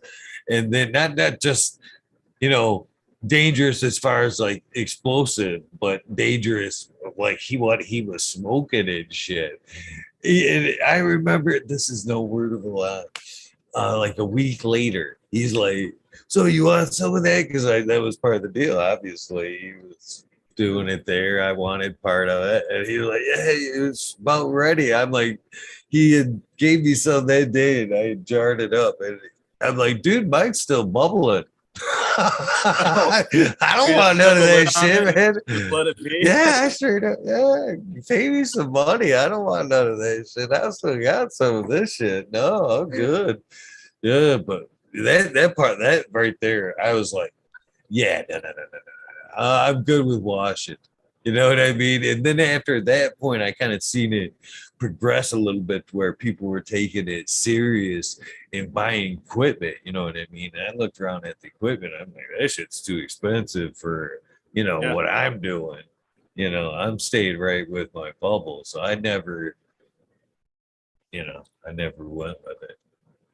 Yeah. I mean, Cheers to you it guys. was it was very lucrative for us for a lot of years, man. It was great because before then I was giving it to somebody else to make shatter for me, and you don't know if that guy's ripping you off or not, or whatever. I mean, before that we were burning it. I mean, like, so because we were worried about the weight, and we got kids in the house, man. We're not trying to have the cops come in here and I got fucking 3 pounds of trim. So like, it's just, we were like, we were sending like pounds away and we're getting like 40 grams back. And I'm like, this doesn't seem like right. I'm like, I talked to my buddy eventually that was an extractor, and you're giving him how many pounds and he's bringing you how much back? I'm like, yeah, that's kind of what I thought. Like 6% is not good, is it? And he's like, no, he's fucking you. So then that's basically when I decided to, I myself tried open blasting like 3 times. I'm like, this shit's for the birds. Don't like it. And well, just truthfully, my quality wasn't there. I was trying to get that golder consistency stuff that people wanted. I wanted to make the best product that I could make. That's always been my goal. I pride myself in trying to make the best stuff out of what I got.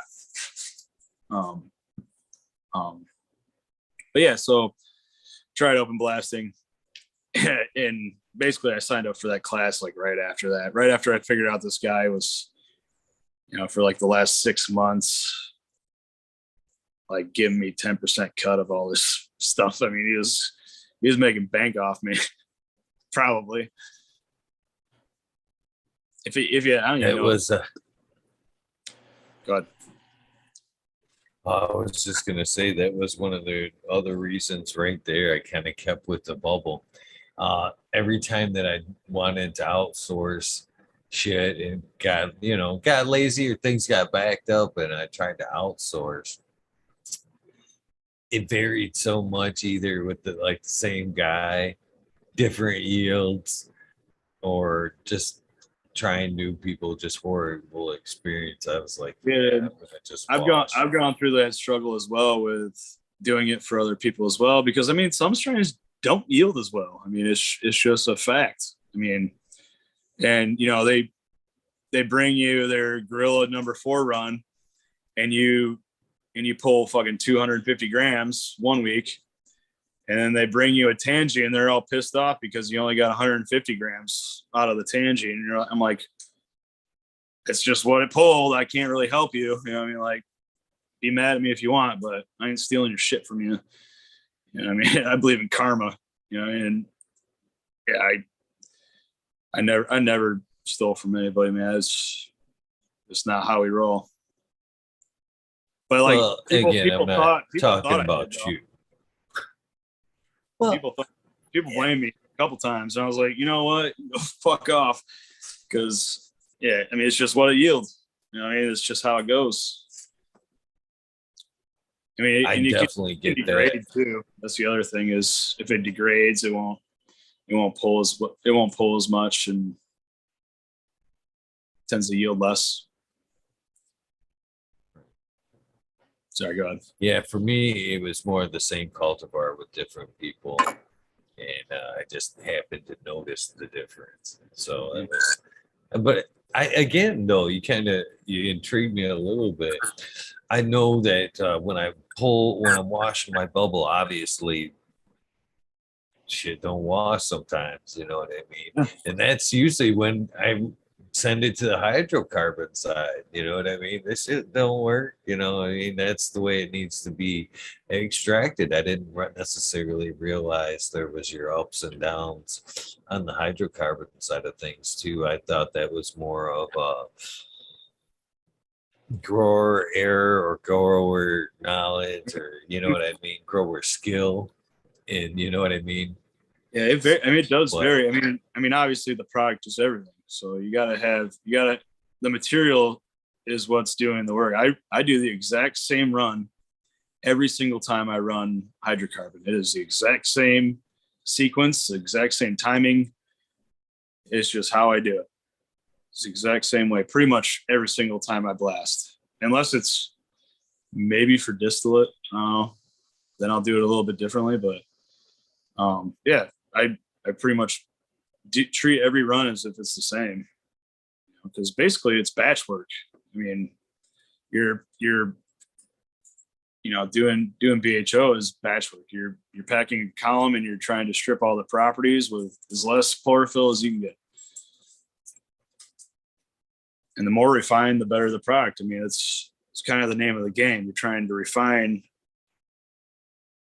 the product down to its purest form when you're talking about BHO. You're trying to get it to its maximum potencies per gram, right? That's you're trying to do anyways. You want, and people want different types of stuff. Some people want HTFSE, or they want sugars, or they want batters, or they want, I mean, there's so many different things, crumbles. I mean, and not every run, you can't do every single run the same in that faction. You can't make every run into a batter, because some strains won't batter correctly and you'll end up crumbling them. They'll dry out, or, you know, I mean, there's just different things that come up when you're, I mean, the art really comes in for BHO is in the finishing work. It's basically hanging around that oven and figuring out what you're going to make it out of. You either have, you know, parchment papers with oil on it, or you have jars, or you have Pyrex dishes, or whatever your end result's going to be. That's really where the artisan part of it comes in, is how you finish it and how consistently you can finish each type and know that it's going to finish correctly. Like that, a good example is the diamond game, like the crystallizations. Not every strain is created equal with separation and crystallization. Yes, sure, every blaster out in the metaverse knows what I'm talking about right now when they try to jar up their hash oil and wait for it to crash down so that the properties separate. You have all your isolates down in the bottom of your, you know, delta 9 THC in the bottom of the jar, and the lighter properties, which are the terpenes, come up to the top of the jar, and that's how, you know, heat and pressure, you create diamonds or crystallizations. So yeah, it's, I mean, but every extractor knows that one phenotype or strain could definitely do make better crystals than another one. You know, you get jars that are just packed solid layer at the bottom of it. I don't know if I have a jar here. You know, where it's like this much layer at the bottom of the jar, and it's a solid rock the entire bottom of the ball jar. And, you know, some people call those diamonds, but technically they're kind of like compacted sugars. It's like a brick. So, I mean, but I mean, certain strains like to consolidate closer together with heat and form those clear crystals for some reason. I just did some Zookies here. I'll grab it real quick.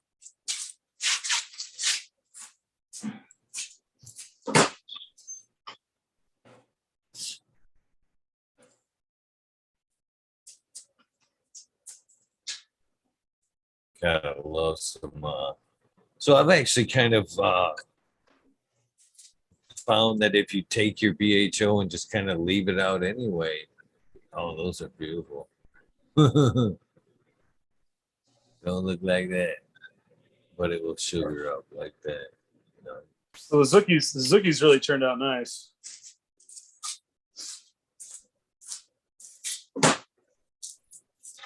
So I can definitely appreciate you at some point wanting to keep it all in-house, like you're saying, especially if you're building a brand or, you know, you're trying to get it out there. Right. That's one thing I've always kind of worried about as a caregiver wanting to step up. You know what I mean?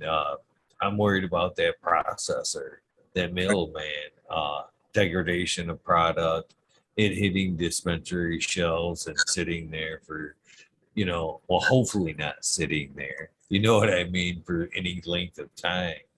And, you know what I mean, kind of degrading in quality and then risking brand name as well. So I think on the website it said almost 300,000 pounds are sitting in the metric system right now that are not at a dispensary. 300,000 pounds. It's just insane. And like I said, that's your name sitting there. You know what I mean? Dude. Yeah, it's insane. It's just the amount of material that's came out of the commercial growing in Michigan. This is pretty extraordinary. I have to go to the bathroom real quick. I'll be right back. Yeah, no worries. Cheers, shit. How you guys doing? Mike Denver, martial artist 2012. Hopefully you remember this cat from up there, Bigfoot, man. You were there. Jimmy Crack Seeds, Buddha Boy, Weed Monster Bros. Cheers to you as well. T1 Productions just popped in. Decoy Bacon, can of happiness. How you doing? Why is just thinking about how you doing as well. Cheers, everybody. Huey, how are you doing? Cheers to you. Thumbs up. Diggity dank. Nice to see you. Modern Genetics, of course, you were up there. Up at Bigfoot, man. We got to make that event happen again. Green Fingers, how you doing?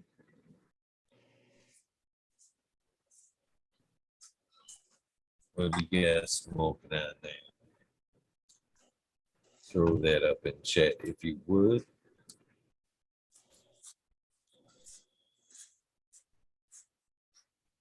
Holy cow, 88 of you guys hanging out watching us. Pretty damn cool. Justin Bean, cheers. Hopefully you guys get your pack soon. Rim Purple, how you doing? Nice to see you as well. The American one. Hell yeah. You should go back and watch a good episode if you're just catching it, just joining in, brother.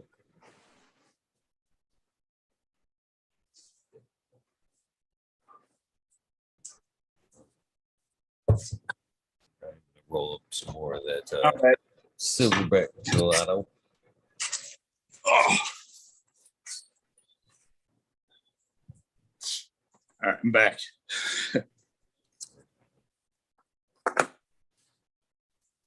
So kind of going back to the extract side of things,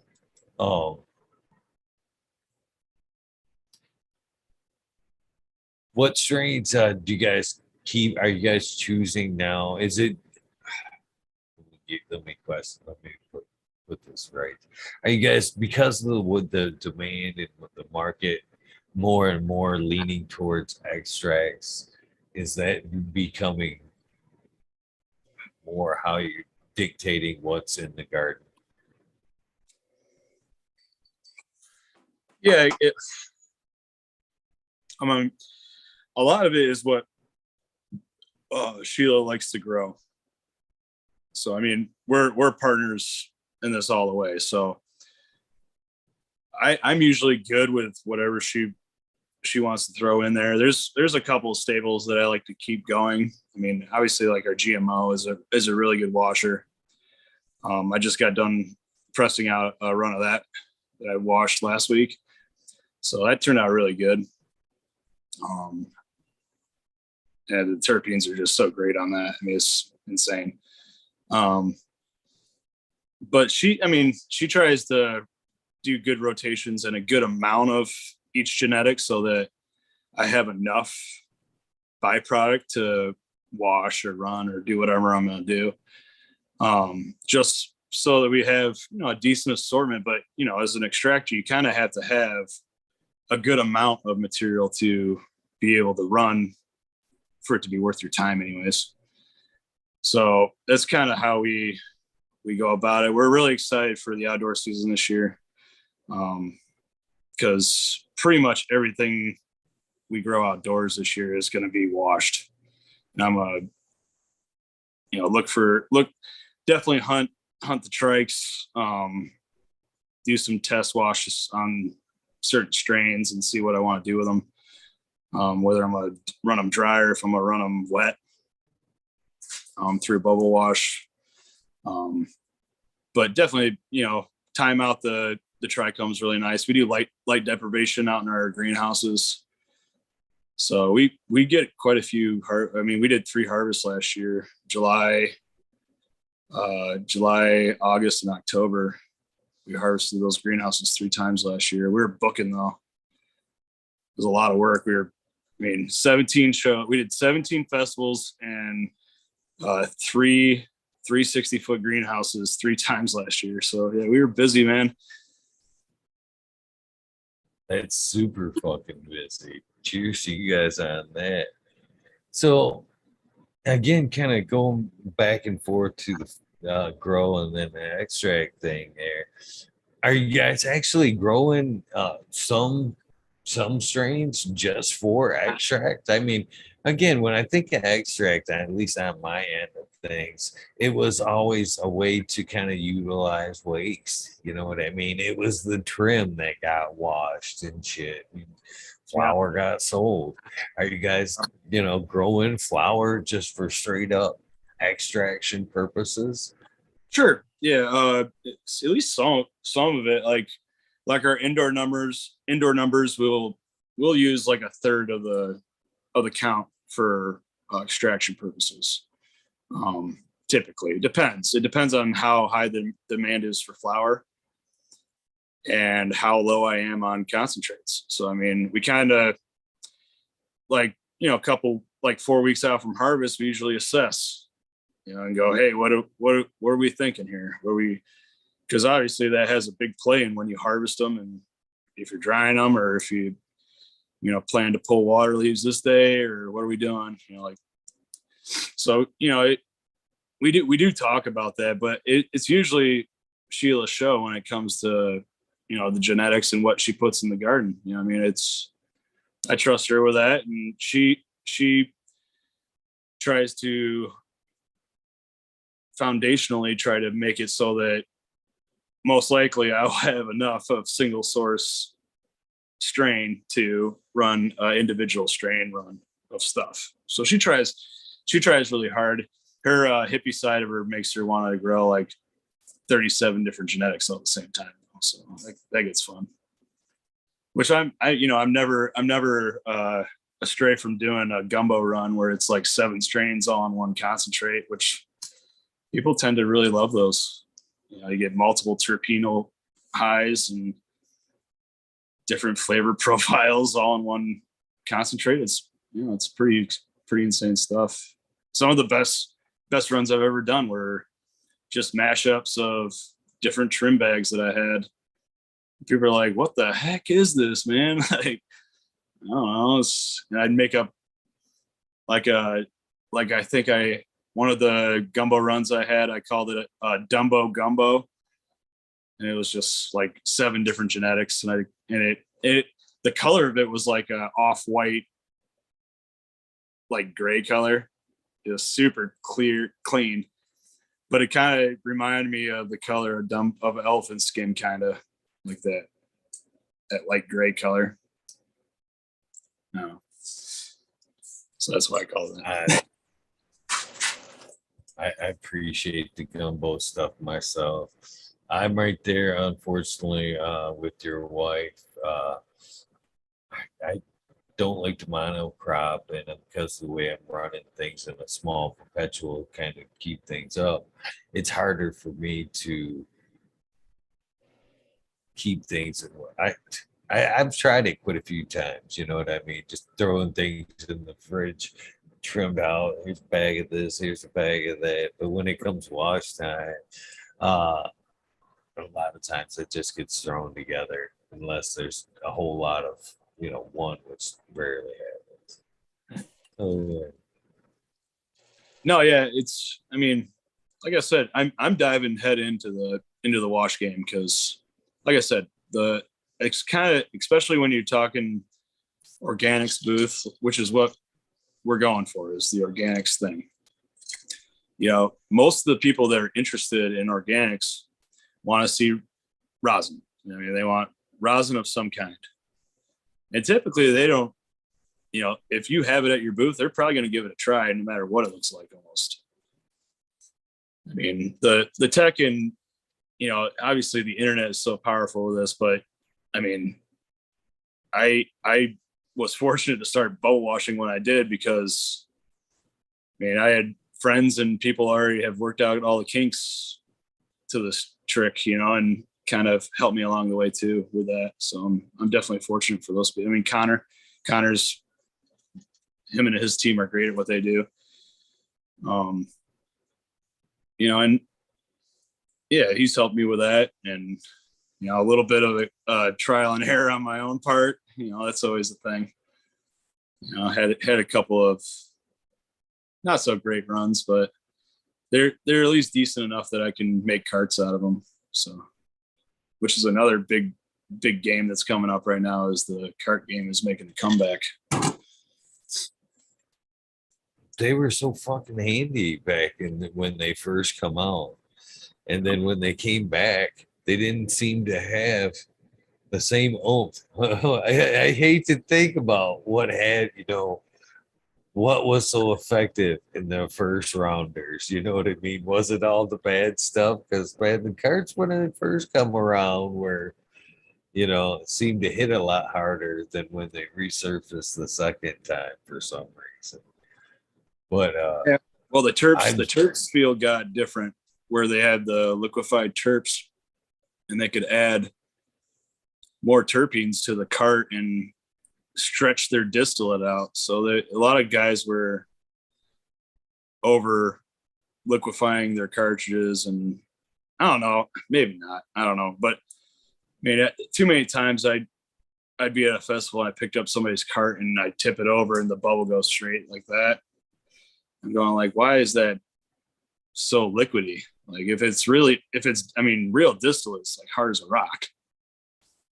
Like, you have to have like a nectar collector just to smoke it out of a jar. So I mean, maybe just people not making as good a distillate too. Maybe, I don't know. I very much appreciate a lot of them things coming back just because of the convenience. It's nice to have them, crowds, traveling, things like that. It's nice to sneak a puff here and there if need be. I think it's kind of ironic that it brings you anxiety, and I know a few other people it does as well. But most people, that's why they're brought to cannabis, is because it helps alleviate that anxiety. So it's nice to have that portability for those that do get some relief from it.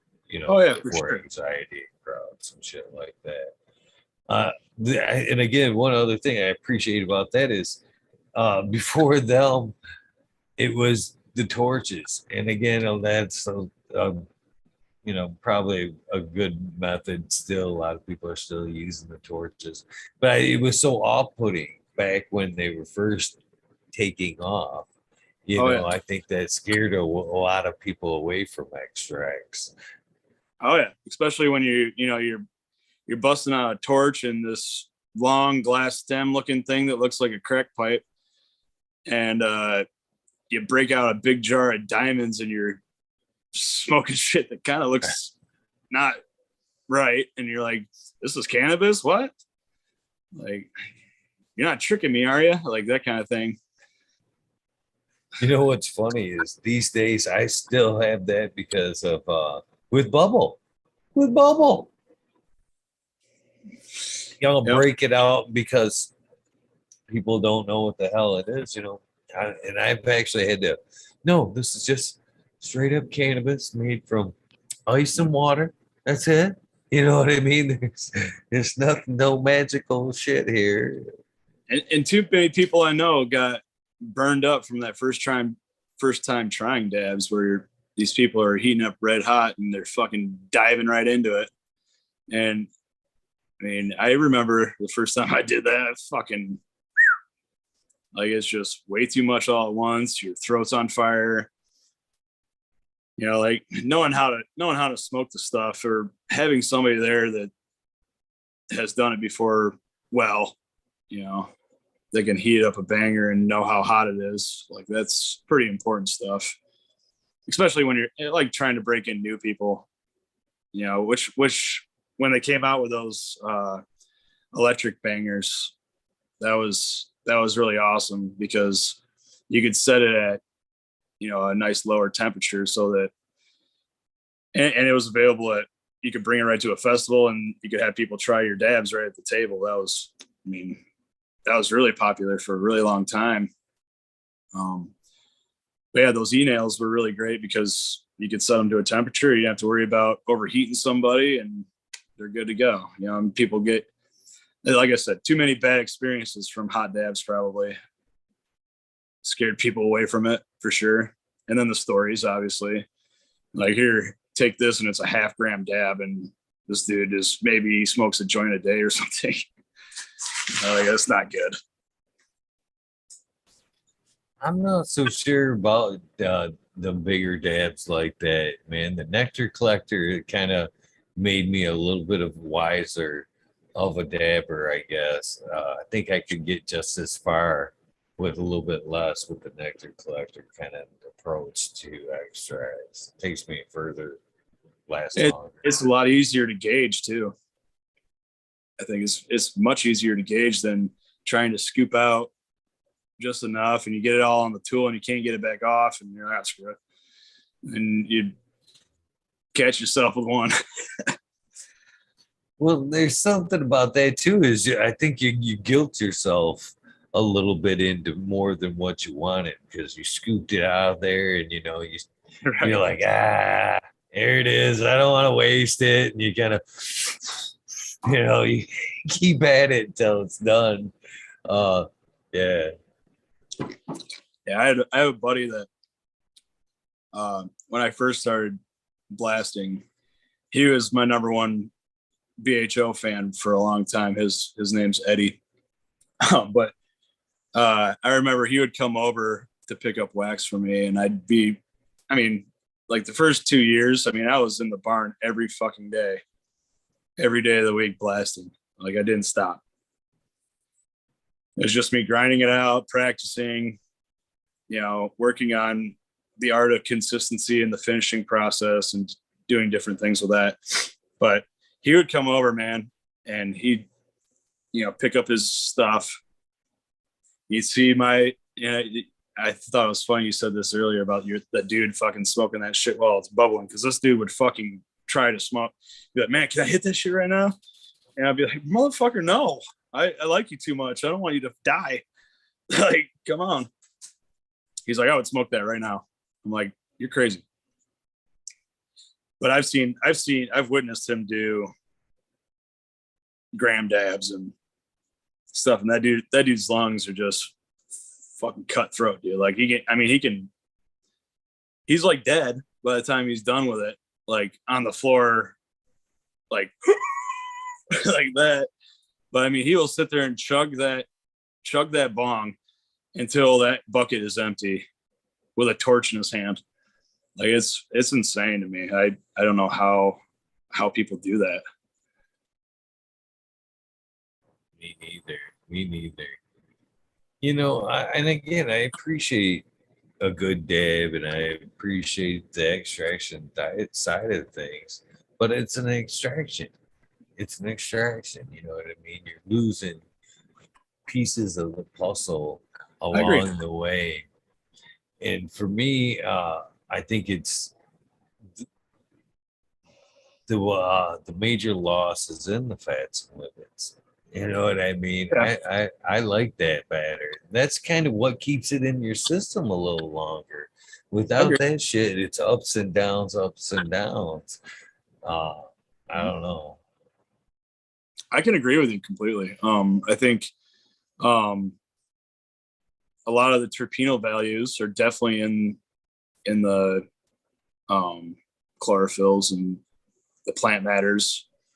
Like that's definitely part of the medication part of it. I think, like when you combust the plant, I mean, it's definitely, yeah, I can see that being, you know, a thing for sure. Because I mean, you're definitely trying to make it as pure as you can as an extraction.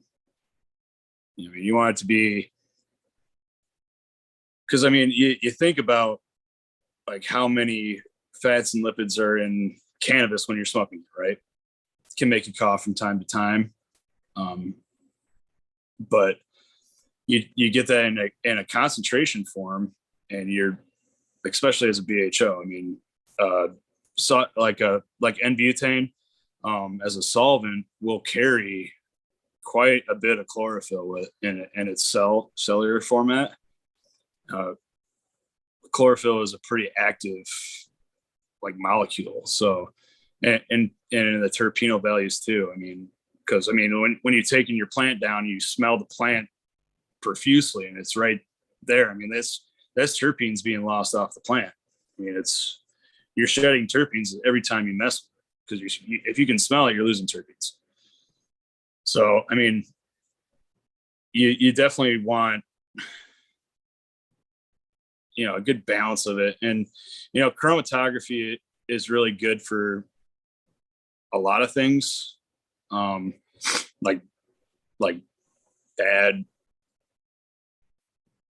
I don't know, I forget what they're called, but certain terpeno profiles that either make you cough or stuff like that.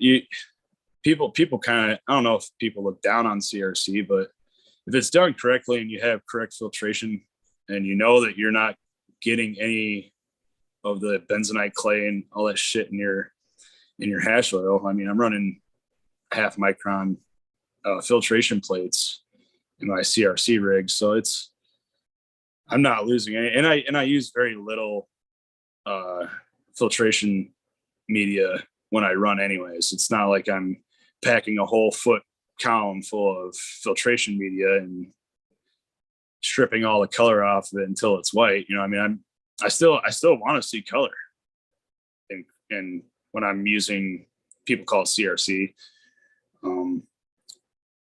but I mean, chromatography and remediation can be a good thing for the enjoyment of smoking it. I mean, obviously you're losing some of the medical properties, like you said, and I totally agree with you. But as an impurity standpoint, I think you get a cleaner product. And I hate using that terminology, because it kind of assumes that the plant's dirty or something, or, you know, like stupid. But like as a proper like medical profile oil, I think that it comes out a little cleaner, maybe. I don't know. Does it make sense? It does. But as far as like color goes, I really believe the color side of the extracts is kind of Bullshit. It's been pushed. It is bullshit. Thank you. It is bullshit. Yeah, I'm right there with you, bro. It's fucking horse shit is what it is. You know, but I mean, it's prettier to look at. Yes. I mean, trust me, I make it. So I mean, but am I taking garbage trim and extracting it with CRC? No. That stuff's getting cryogenically frozen, blasted, and turned into distillate. I'm winterizing it and then distilling it. I mean, it's funny is from my experience with washing bubble, the higher quality of the resin, the quicker it turns. It oxidates behind me.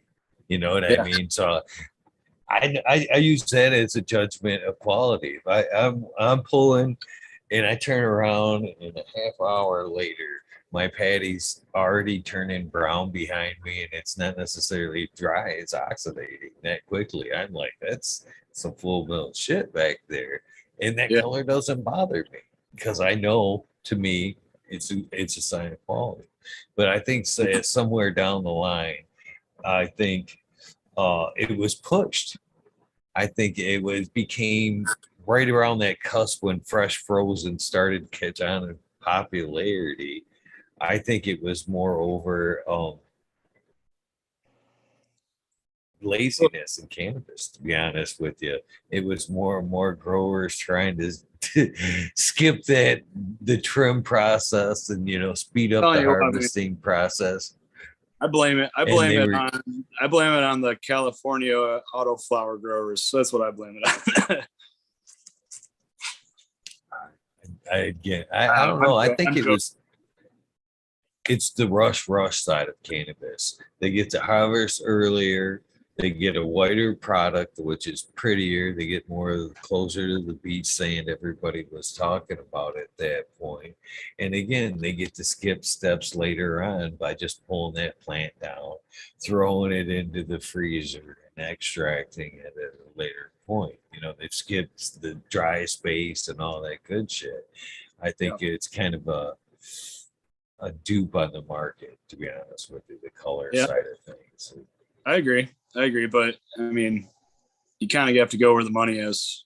I mean, if you're using it for a living, I mean, you as a consumer, I totally get, where you're coming from, and people just got scared of color for some reason. People at some point decided that color was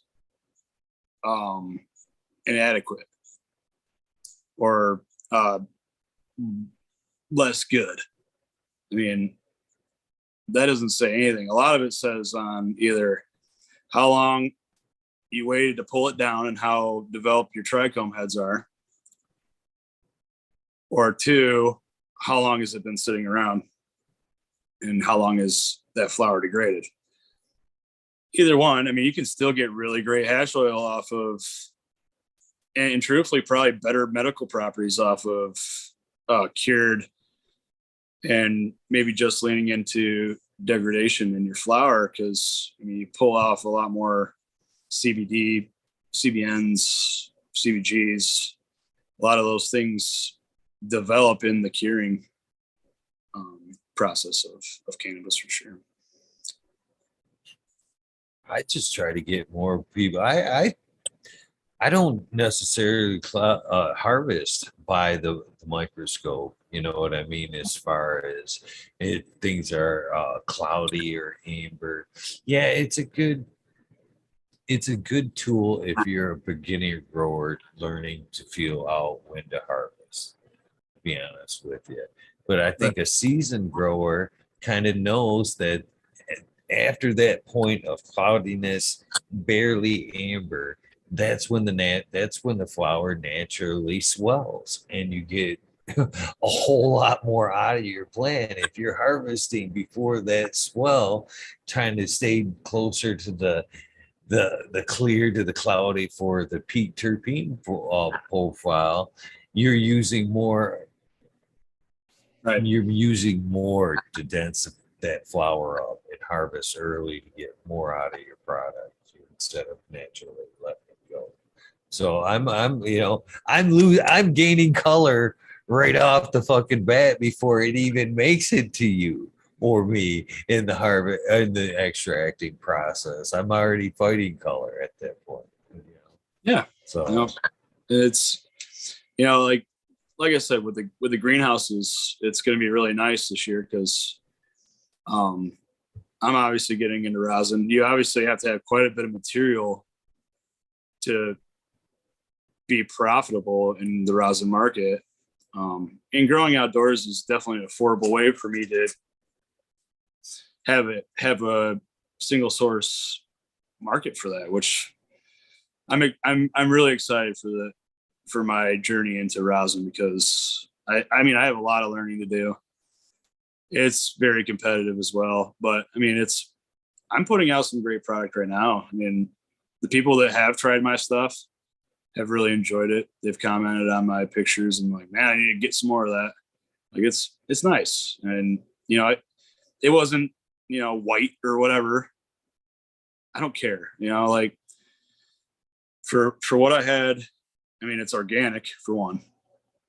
It's organic and it's made all by me and my family, which is fucking great. I mean, it's our genetics, our plants, us washing it.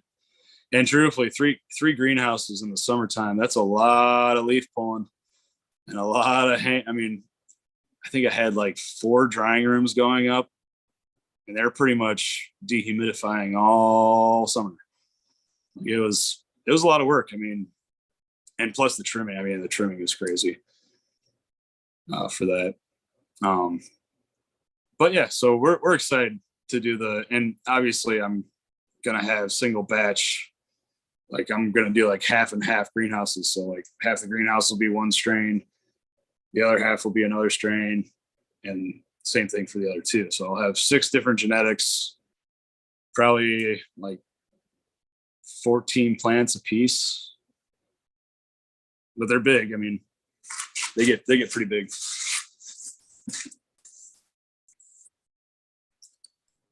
Yeah, that's a shitload of work right there. So as the things kind of transpire here in Michigan, and more into the legal market, where do you see yourself wanting to scale up? Again, kind of referring right back to the happiness side of things. Yeah. Um, And we looked into commercial growing when it first got passed for medical, and I mean, obviously it's much more available now to be able to get your license to start a facility. They're less cutthroat about it, I guess is the best way to put it. As long as you have a good record, and you can prove that you have money coming from somewhere to finance it, yeah, you're pretty much good to go.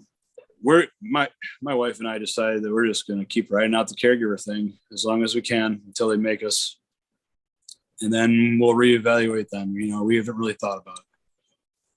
We had the conversation maybe like a year ago, and we're like, we're busy enough with what we're doing right now. Like I couldn't imagine having double or triple this. I mean, and then obviously, we've employed people to help us before, and dealing with personalities and people working for you in the weed business is hard because we've all been there. People get big eyes and fucking steal from you, and that's tough. And you lose friends and you lose relationships with people that way. And we just don't hire anybody anymore. We just keep it all. It's Sheila, I, and our oldest son, Caden. He's going to be 19. So that's how we do it. I appreciate that, 100%. I understand. I've tried partners throughout the years, not just with cannabis, but in construction and some of my other endeavors throughout the years. And it's hard. It is hard having a partner. It's a marriage. People work for it. It literally is. I mean, you have one person that's not holding their weight, and you get divorced. I mean, it's oddly enough, it almost every time in that endeavor, it's the one that's not pulling his weight. It's the one that's crying, "I'm getting fucked." And hey, yeah, you put in half the money, but you're never here. Help me change the water. Come on, or you're not helping me pull leaves. You're not helping me trim. But you want the cash at the end of the week. That's a tough one. I've never been in a partnership like that with a girl, but I have had many buddies that have, and it never ends well. Unless you're family. When you're family, it's different. You can't escape from your family for the most part. Well, that's one thing I've talked about a lot lately in the last 2 years of doing this. I've got kids that are older. My kids are 20. God, I can't believe that. 27, 23, and approaching 19. So 2 of the 3 are old enough to where I can enjoy cannabis with them. And now that I've been a caregiver, I've been growing for a long time, but now it's more and more legal. It's something that I would like to pass on. It's a more comfortable way of life. I look at it, it's quality of life at this point. You know what I mean? I want to enjoy what I'm doing, and it isn't necessarily about the profits or whatever. I like to just wake up and love what I'm doing, be passionate about what I'm doing. I kind of feel that being fucking 50 years old, man, I've done enough time making other people's dreams come true and jeopardizing my health and well-being uh, for somebody else's time and dollar. It's time that I enjoy a quality of life, and I'd like to be able to pass that on to my kids at some point. And I'm hoping legal cannabis will make that possibility if they're wanting to. You know what I mean? Again, I've never tried to push it, but if it's something that they're interested in, I would like to see them pursue something right out the bat that they'll be happy in for the rest of their life than waste time like I had to. Oh, trust me. I mean, my son, Caden, he's, like I said, he's 18. He got his card right when he turned 18. Um, he had been helping us, very little before then, but it was mostly shoveling dirt and building greenhouses kind of thing. But when he turned 18, he really became a part of, our journey and what we do here. I mean, he helps with the watering. We pay him to help with the garden. We pay him he works at our shop. I think it's something that's going to be permanently part of his life for sure, which is really good, because he's going to be successful with it. Obviously the beneficial part of money, as a kid, and he's really got a good head on his shoulders when it comes to that. He's not flaunting it around. He's not, go buying $10,000 cars and shit like that, putting it on credit. He's saving up his money, and he's like, his thing is he wants to get property and have a house or a trailer or his own thing going on, and so I'm very proud of him for that, and the way he's held himself up going into cannabis. Obviously he's had his moments of, being a kid and doing stupid shit, but like, for the most part, man, that kid's got a great head on his shoulders, and he's a hard worker, and yeah, he's already learned a lot from his mom and I, and and like you said, that's something that we intend to pass down to our kids for sure. Not just the cannabis thing, but the growing thing. The growing thing is something I cannot believe that you do not teach this shit to kids in school. Like horticultural department. I mean, there should be educate. I mean, there is some, but they're like not nearly as much as there should be. And biology and the stuff that makes things grow, and how you can produce for yourself and not have to rely on a grocery store. I mean, that's something we pride ourselves in. I mean, in our my lights did just kick on, but in our flowering room, we have raised beds in our flowering room. Actually jackhammered the concrete out of the floor and built raised beds through the concrete flooring, and cedar beds, and then living soil in it. But we actually grow food in our indoor garden with our cannabis throughout the whole year. Like she has basil in there. She's got herbs. She's got lettuces. She's got like arugula, mostly leafy kind of stuff. Here, I'll take you in there. Right now. Actually, so I agree with.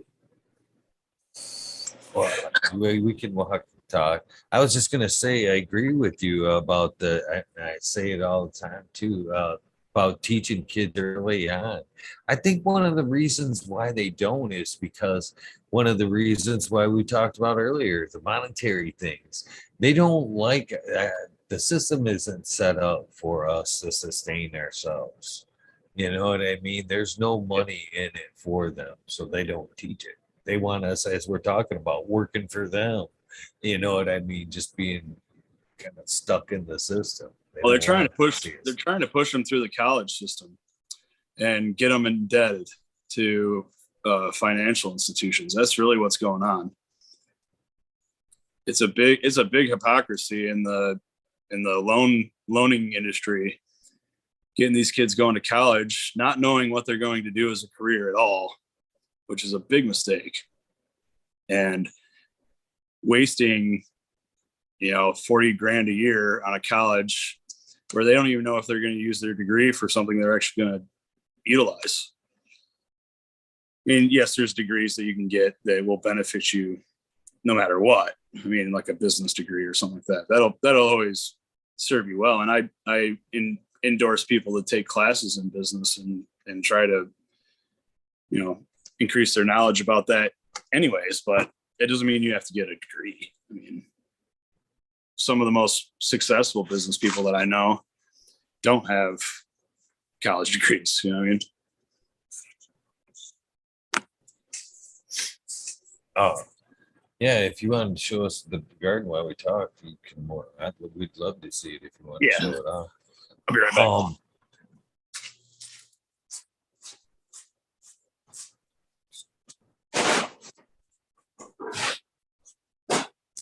I kind of really believe that besides all that cultivation in itself is good for the younger generation, not just for sustainable reasons, but for personal reasons as well. One of the things that I've really noticed as I noticed it early on when I started to grow, but I've seen it to be a common factor with every grower I talk to is the change it brings in the person as they cultivate. I think cultivation actually cultivates the person as you cultivate the plant. It tends to bring the better person out of you.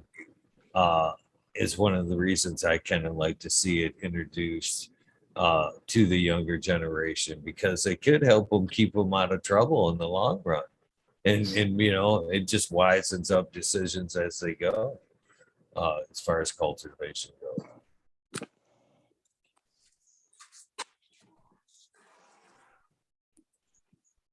Beautiful.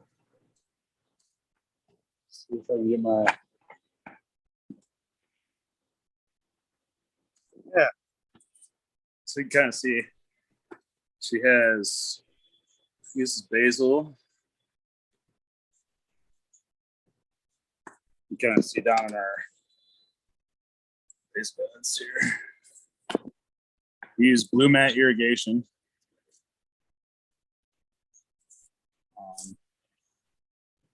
So kind of have some lettuces here. I think it's cool you guys busted out the floor. Yeah, you see took that? them straight into the earth. I barely have enough room to put my feet in between them. And these little rolly things just fit inside of them too.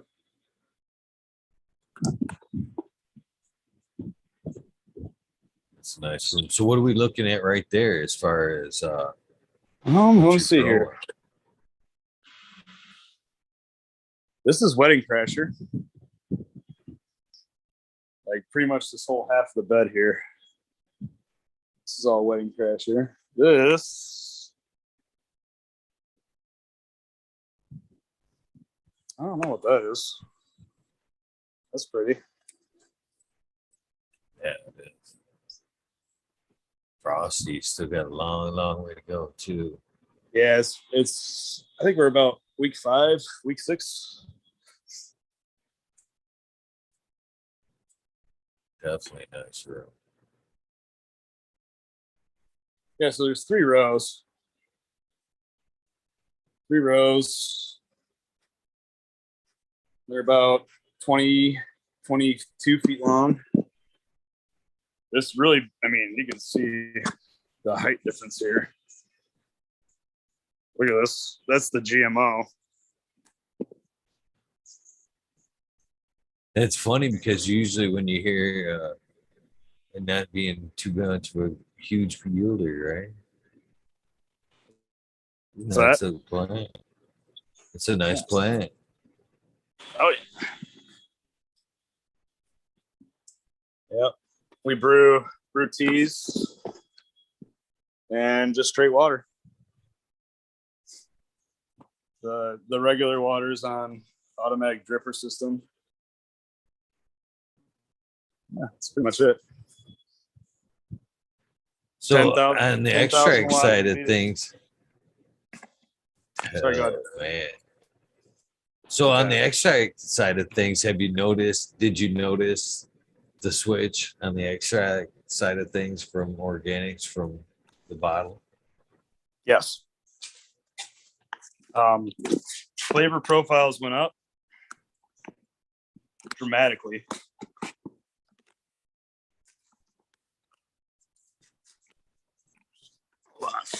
There we go. Yeah, the flavor profiles went up, and the yields went down a little, maybe. That's about what I got from it. But I'll give up yield for flavor any day. Man, how you keep that 10,000 cool in there, man? Them Gavitas got to be hot. Woof. 7 tons of air conditioning.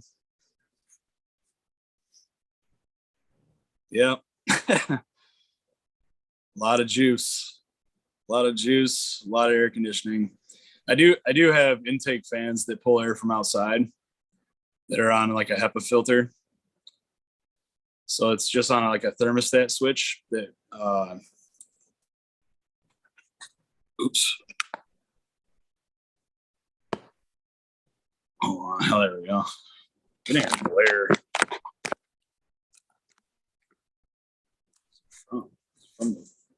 Anyways, I'm getting a glare on my screen. I think just give her a wipe. I think there might be something on the camera or on the lens itself, maybe. I think it's the reflection out of the room, maybe. Yeah, I think it. There must be some bright lights. Let me see. Yep. Yeah. It was the reflection from the lights. That's funny. What were we talking about? The quality of basically from when the organic switch. Yeah, it's like I said, the terpeno value went up a lot. I mean, Sheila compares it like to a vegetable, like a tomato you grow in your garden to a tomato you buy at the store, flavor wise. Like the one you grow in your garden is going to be much more aromatic and flavorful than when you buy from a store, right? Same thing with organics. I think you get, I don't know. It's just, I don't know why that is, but it has more of an earthy, I don't know. It's hard to explain what it is, but the jars smell better than it was when we were growing hydro. I mean, I'm sure we could grow really, really great cocoa and do that kind of stuff too. And I mean, I've smoked some really great stuff from growers that know what they're doing and know how to flush correctly, and they grow some bomb product. You know what I mean, with bottle newts. I won't diss bottle newts at all. I used to love the bottle newt game. I mean, when we were doing hydro, it was great. I mean, it was super easy. I barely had to do anything except for, I mean, transplanting and harvesting. Like that was it. I was changing water every 2 weeks, checking pH levels. That was about it. You know, I go in, look at my meter, and like, oh, hey, we're good today, and then come back a day later and make sure all the pumps are working, kind of thing. But I knew it wasn't grind, so that was kind of, she has a passion for organics. I mean, this started before we started growing organic cannabis. So I mean, and her obsession with it has gotten more and more developed. as the years have gone on, which is a good thing. I'm fully supportive of everything that she does and wants to do. You know, when it comes to this field, it's her thing. It's where it started. I learned from her. You know, it's cool to me, and she's brilliant. She's brilliant at what she does. So, and again, not trying to take anything from organics, but do you think that as far as cannabis goes, I see, I think we overcomplicated at some points, trying to chase better yields and better flavor profiles. But as far as organics go, I'm right there with you. I was a salt grower for a long time. I'm just getting my feet back into organics. I have no hate for salts and shit like that, but at some point I kind of feel like it's almost a hype thing, to be honest with you. At some point, I think people are demanding it or want organics, there's a not market. just because there does. As a grower, I realize, there is pluses and minuses to each side, but as a consumer, I don't think they really know. You know what I mean? I think they're just being led along because that's what the masses are like. Oh, organic, organic, organic. So I think as consumers are like, yeah, I have to go organic. You know what I mean? Yeah. I mean, you do have your diehards, but like you said, I don't think it really matters too much. What does matter is when they open that jar and smell it. The smell has to be right, and organics is a way that we've always been able to get, the consistency is really nice, and how it turns out, like, I mean, you've had experience probably before where you burned a plant, over fertilized maybe, and fried it. I mean, that'll change the consistency of that flower for sure, I think.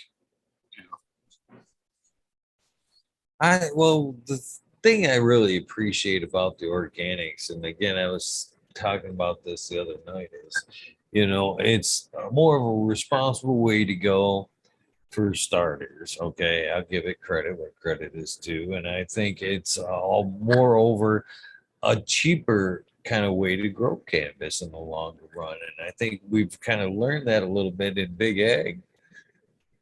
We've seen them kind of run themselves in the ground with salts and shit. And now some of the farms that have gotten themselves so in debt with equipment and just trying to recoup the land have realized, hey man, organics is a much cheaper way to go. And I can bring my land back to life. You know what I mean? We're kind of going ass backwards.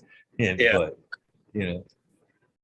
the Netflix series Kiss the Ground, or the documentary is called Kiss the Ground. That's all about the farmers in America and the Dust Bowl incident, and how they basically killed all the microbiology in the Midwest by using nitrogen,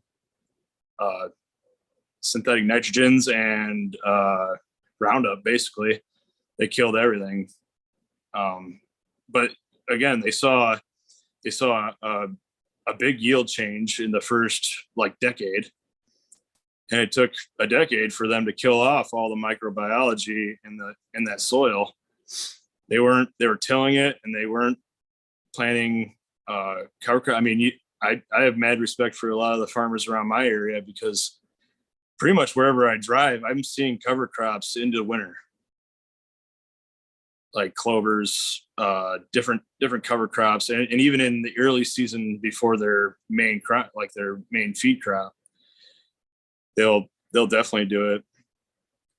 So obviously, like the root compounding in soils and keeping those nutrients locked into the top firmament of the soil is super important.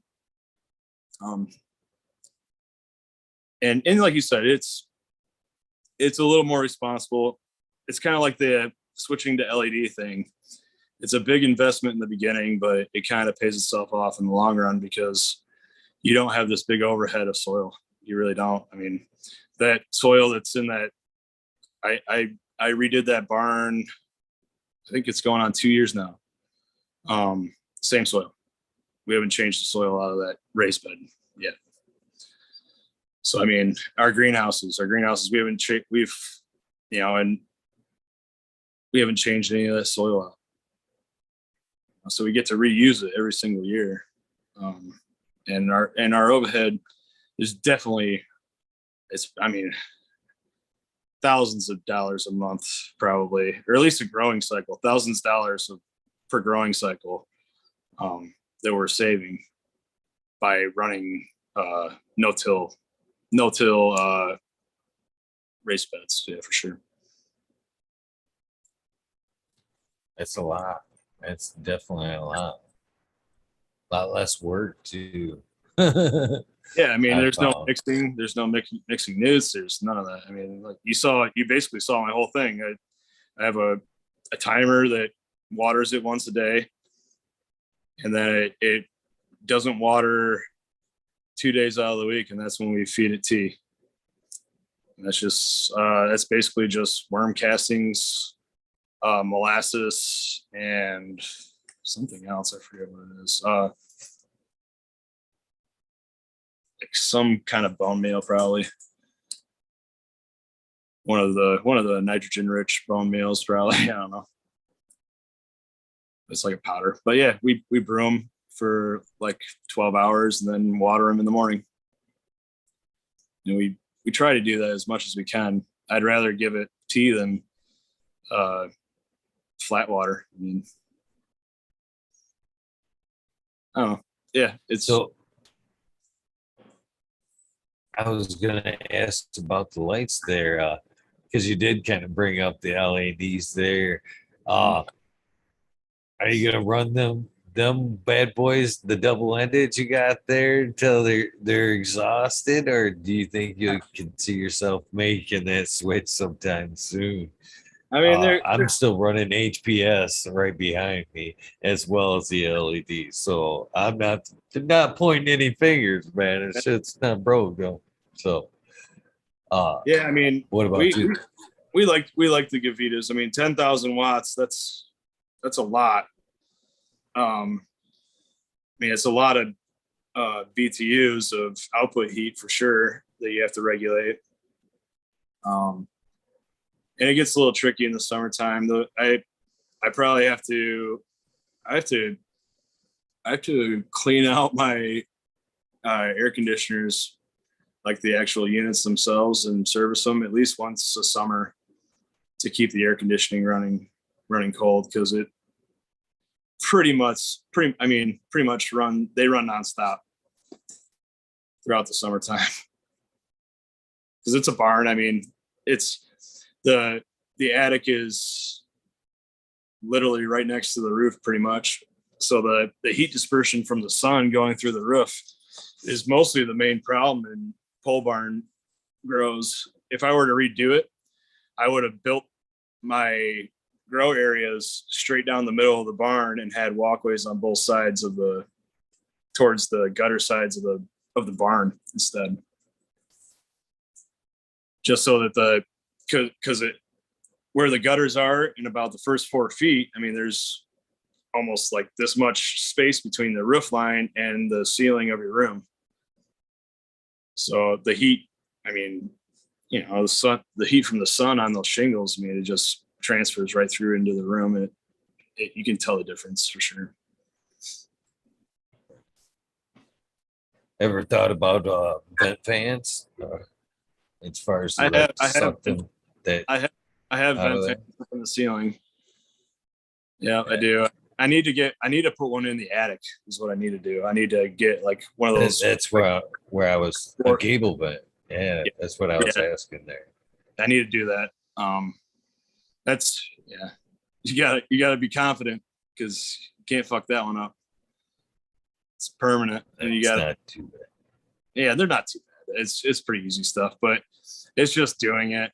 I hate working in attics for one.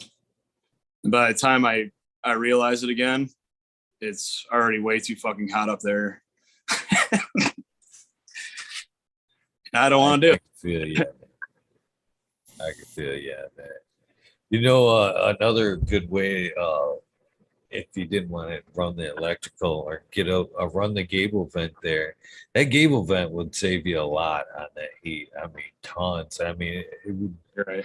drop your cooling costs quite a bit. But a way around that, if you didn't necessarily want to put in the gable fan, and because it is kind of a leak because it is, water hits it on the gable, it has to be watertight. But a whirly bird is something you could put in from up top, and Yeah. basically that thing that spins and kind of sucks the air out of there. Those work really well without any power Yeah. too. Yeah. Yeah. I've seen those too. Yeah. That's also a very good suggestion. I should heed that advice and do that. But you know how, I mean, you've had kids, you know how it is.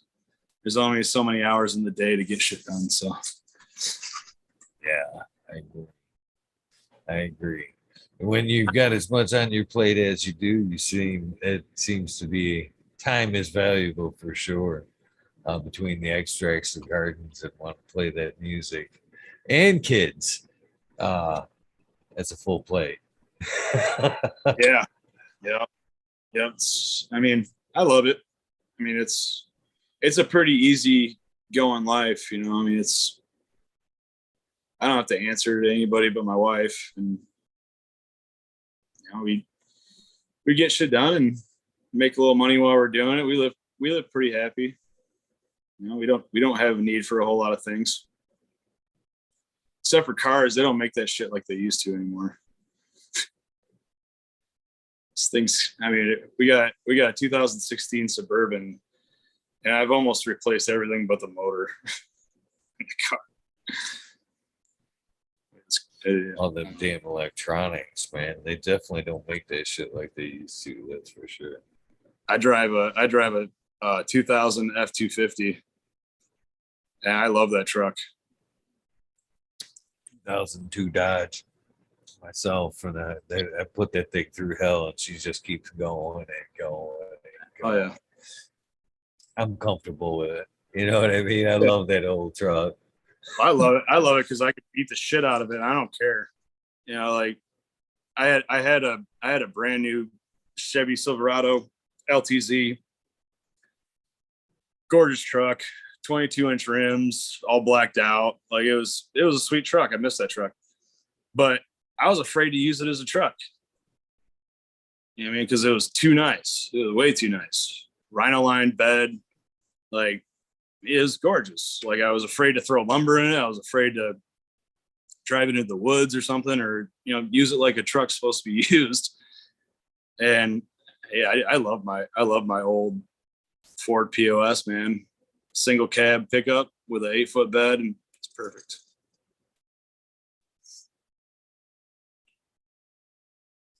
That 8-foot bed all in itself is a gem, man. You can't. When I bought the Dodge, I actually had to shop around for that fucking bed. Nobody had the full bed anymore. Everything was 6'5". They were like, "That's a truck." I'm like, "No, I've drove a truck my whole life. 8 foot a box is a truck. That's not a truck." Right. But these days, I guess they try to say that is a truck. Well, they don't even make single cabs anymore. It's crazy. Yeah, So you have that's to a like plus. special order it. It doesn't make any sense to me. But no, So what are you yeah, smoking on over there tonight? I never asked you. I don't mean to cut you off. Sorry about that. Cannabis Cup winning Trop. We won Let Our People Grow outdoor flower. Cheers. Congratulations on that, man. Thank you. Thank you. Sheila finally got a trophy. She deserves it. She works hard. I was happy to see us win that. It was a good end of the year kind of thing. Went to all those festivals, and it's kind of pricey to get into the actual competition part of the festival. Then you have to give up a lot of your product, and you're already paying to be there. in the first place. So you're already in the negative when you sign up for the thing. And then, you kind of have to, like in flour, you have to give up, I think it's like an ounce of flour, that's not too bad. The concentrates are really where it gets kind of crazy, because you end up giving up. I think it's the last one I did was like 14 grams, or maybe it was an ounce. I can't remember. But I mean, that's a lot of concentrates to enter. You got to have that's a lot of concentrate. But yeah, so I mean, for me, I'm not really about trophies and all that stuff. I mean, I'm happy that she got one, and it speaks to the testament of how hard we work, and we're proud of that. I mean, it's great, but would we have been disappointed if we didn't get one? No. Like, we would have been fine. But that's not why we do it. It's not for the trophies. It's for the customers, the people, the other vendors. We have a ton of fun hanging out with a lot of the vendors. Been praying for Flip, which is EDM. He got in a car accident. He's been in the hospital. Praying for hopefully a healthy recovery for him, man. It wasn't looking great for a while, but I think from what I heard, I'm not trying to jinx it, but he was doing a little bit better the last time somebody saw him. So hopefully he gets better, because he's one of those people that I go see every time that we go and vend. He's a fun guy to hang out with and talk to and shoot the shit with for a quick second while you're taking a break from vending. He's a great personality and a staple in the cannabis community. I mean, everybody knows him, loves him. He's a great dude. So hopefully he recovers. I'm praying for him. Right on. I'm still a little confused on who you're talking about. Green Goose actually hit me up. It was like last week and asked me if I had talked about it, and I was unsure who he was talking about, to be honest with you. Oh, Flip. Yeah. Yeah. Elevated Dab Movement is okay. With the booth that he works at, or that he does. Yeah. Like I said, good community friend from the vendor circle. Goose is cool as fuck too. I like hanging out with Goose. He's fun. I tried to get that cat on here since day one, and he is very elusive. Every time I get he's an elusive creature. He's definitely an amazing grower, though. That's for sure, man. I still offer stance. I tell him that every time I see him. Yeah, I know you're busy and shit, but the offer still stands. Offer still doors open. Doors open. Yeah, I felt bad. I had to blow you off for so long, but I had to get shit done. Sure, you understand. I blew off shit today for this. To be honest with you, I was like, no, there's no fucking way, man. I've been trying for this fucking interview for like a fucking year. I'm not putting it off. That's what that was half of the fucking when I was sitting there waiting for Zoom to fucking boot up. I'm like, not tonight. God damn it. I'm trying. No, man, not tonight. But it worked. It all worked out. I thought it rejected me, and I was like, oh no, what's going on? So I rebooted it and then actually typed in the code in the Zoom instead, and it worked. So yeah, fuck yeah, man. Completely on my end. And again, that's no bullshit, man. That's the kind of impact that I think, the cannabis community and them gatherings have a special meaning for a lot of people anyway. There's like the people in that what we call the cannabis community, of course, the people in that follow all the shows like this on YouTube and shit like that and go to these events. I mean, if you believe it right now, there's 93 people watching us at close to 2:30 in the morning right now. A lot of Michigan natives and stuff. And, you know, they think they go to these events strong. They mean something to us. You know what I mean? It's the opportunity to bond, get out of the gardens, bond with some like minded people. But when at that event, when you busted out the guitar, it really, for the people that were there, it was a genuinely extra special event. You know what I mean? Everybody that was there that night has a special memory attached to Johnny Green Thumb 710 in that night. I'm serious. In the last year, you just don't know how many times I talk to people all around the world every day, and of the world nerd, the weed nerd world, from UK, Germany, Australia, Canada.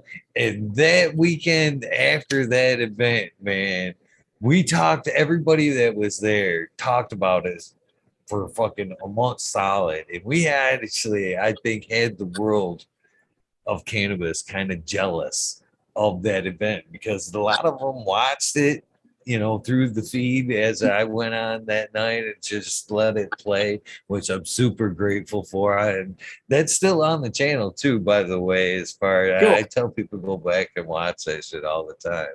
But it was definitely a, you know, something that more events should be like that. You know, as I walked away from that event, I'm like, man, I would love to see, you know, nothing against the vendors, the great people like yourself that make that shit happen, but it would be nice to kind of take the dollar out of it and just make it a cannabis jam. You know what I mean?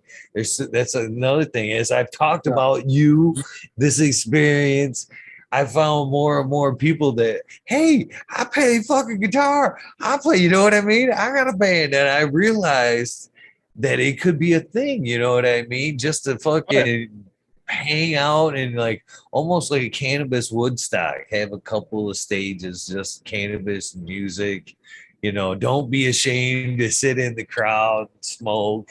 Of course, there's got to be vendors there that, you know, for people who necessarily don't want to tote the flower there or whatever.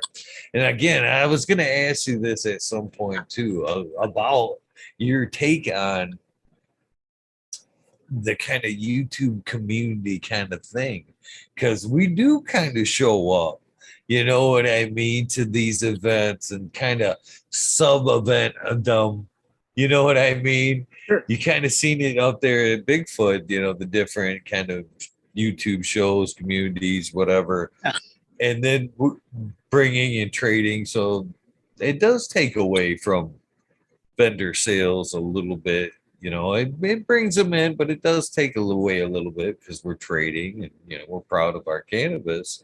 But what are your kind of thoughts about, you know, that kind of draw to the events? So, I mean, I always like trying new stuff and trying different stuff. So, like the trade game has always been cool for me because I don't have to pull any money out of my pocket for one. Like I can just trade you straight up for, if you see something you like, I'll trade you.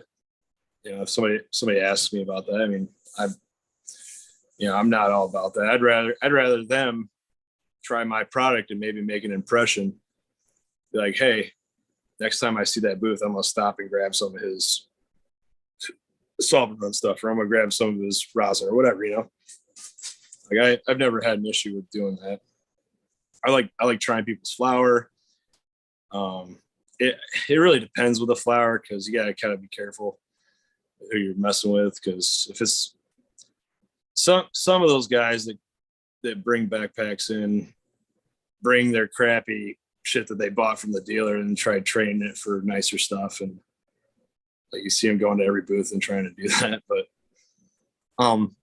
usually if it's a small, like usually with flour, I'll do like a gram to gram. Like I'll trade you a gram if you want. That's what I'll do for that.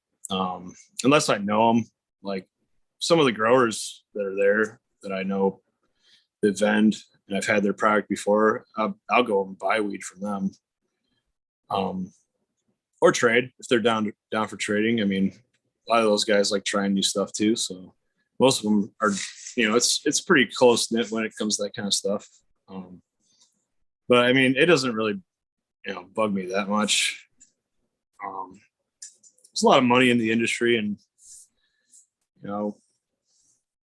in a sense, in the festival sites, we are kind of competing for customer base, but we're all here to try to do our thing in a community that will buy our product.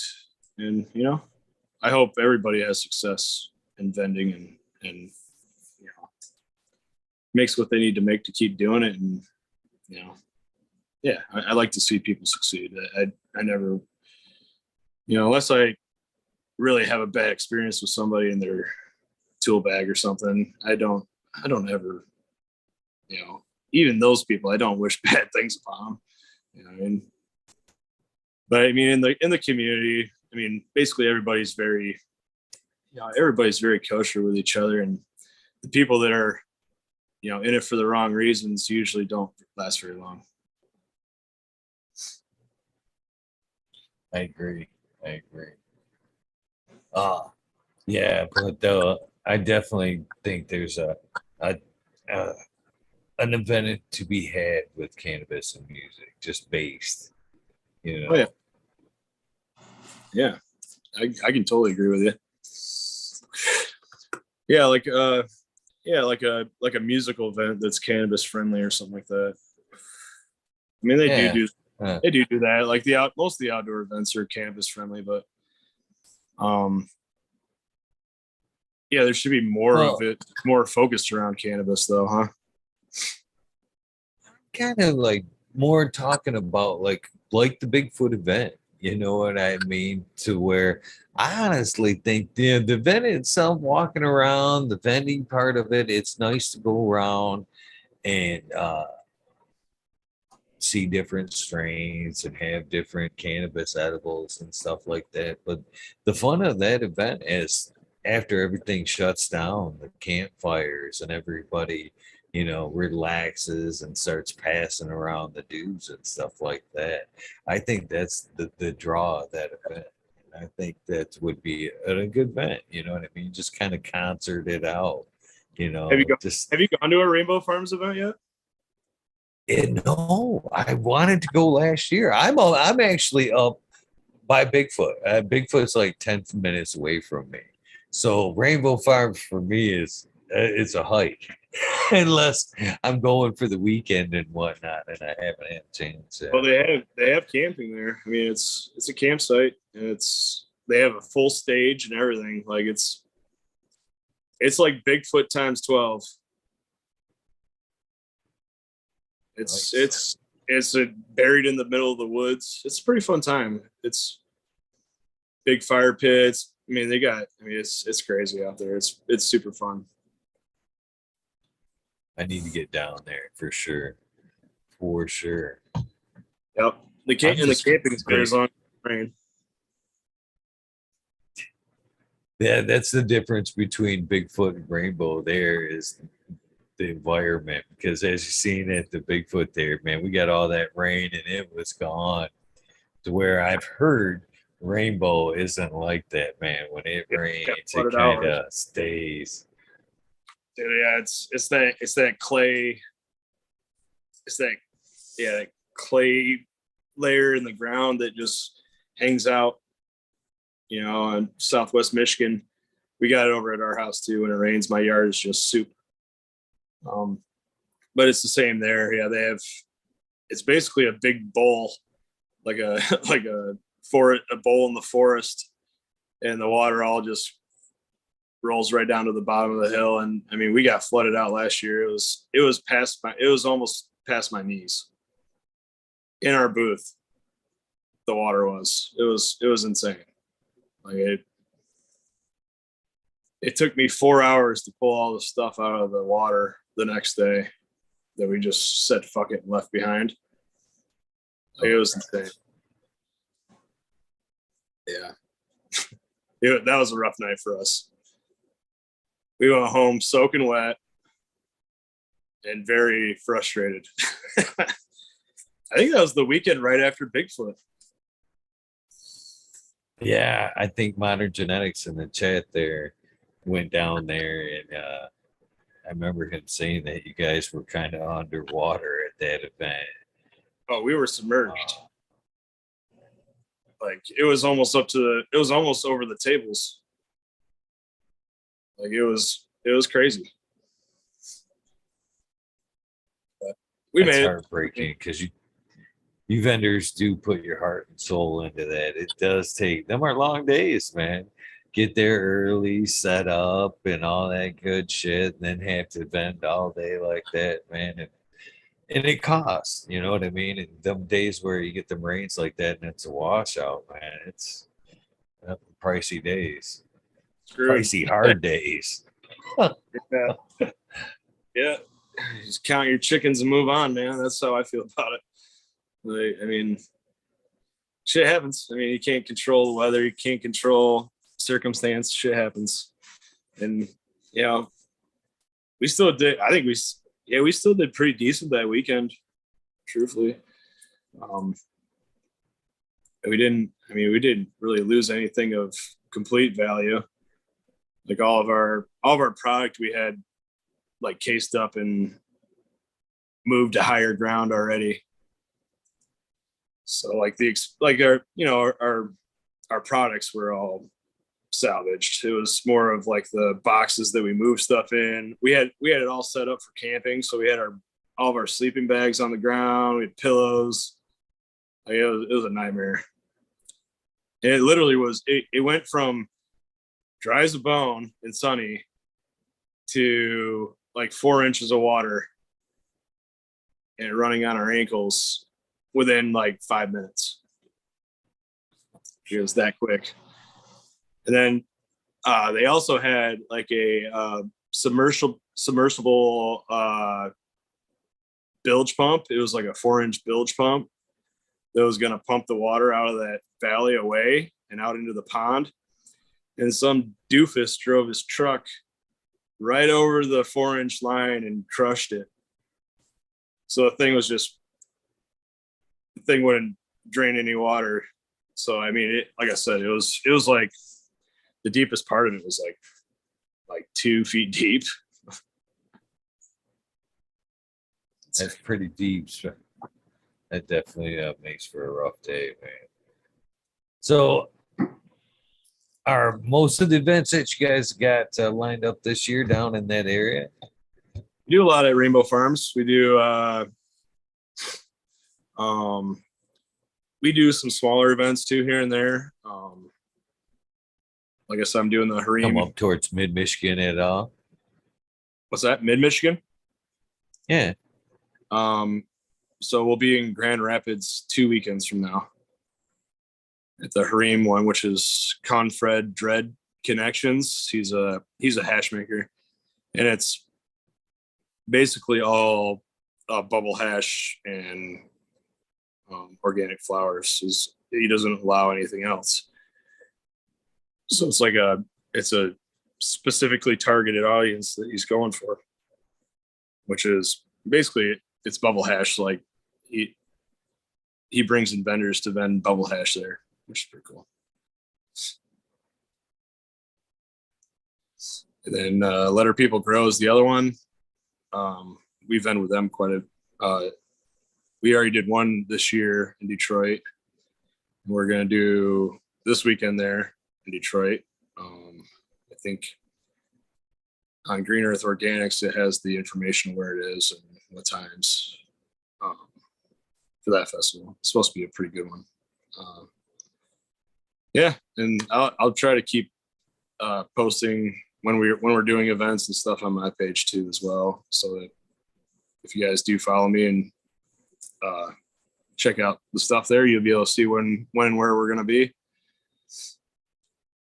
Pretty much, I'm probably going to play every time we vend at. I'll play music every time I vend at Rainbow Farms. So That's a reason all in itself to go down there and check that out. Be honest with you, to get another round of Johnny Green Thumb playing, man, that's some good shit, man. yeah, Definitely a draw on it. So Right? Well, you want me to bust the guitar out and play one real quick? I wouldn't say no. Right. I would not say no, my friend, not at all, man. I'm gonna mic off and light up your screen here once you get situated. Let's get this a treat, guys.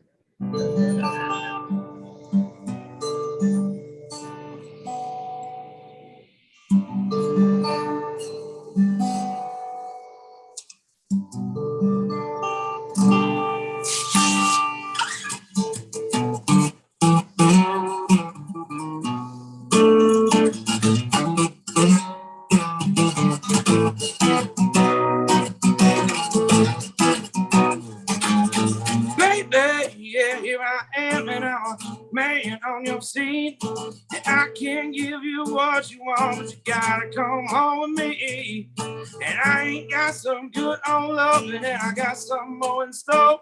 But when I get to throwing it on, well, you got me coming back for more. Boys and things that come out the dozen, that ain't nothing but a drum song loving. Hey, little thing, let me light your chemicals, and mama, I'ma show out your henna now, gets around.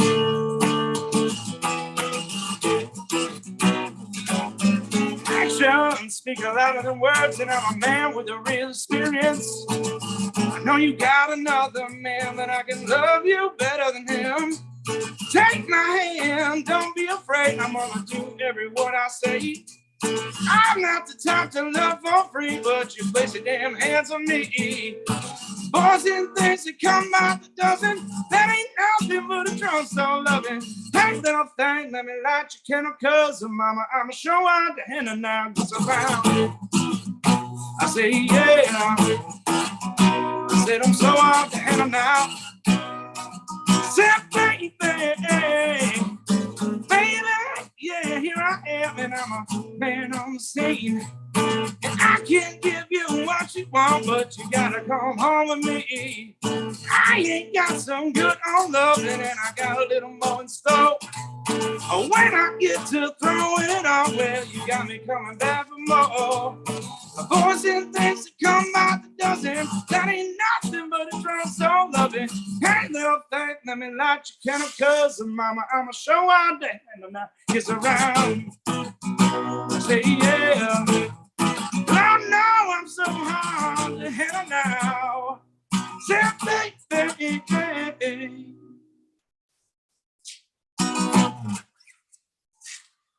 Yeah. Got chat rocking. You got the horns going in chat, buddy.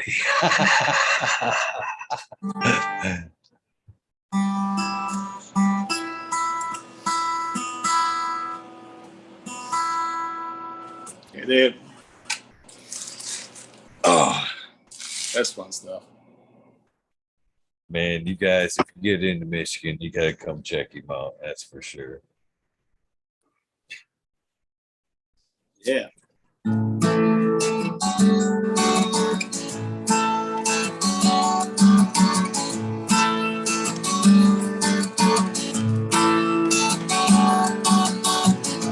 Sunday morning, the sunshine felt like rain.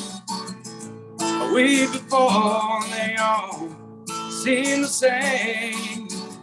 The help of God and two friends come to realize we still have two strong legs, even with supply. Hear me now, we ain't wasting time no more. The time goes by like pouring rain, running out of them subway trains.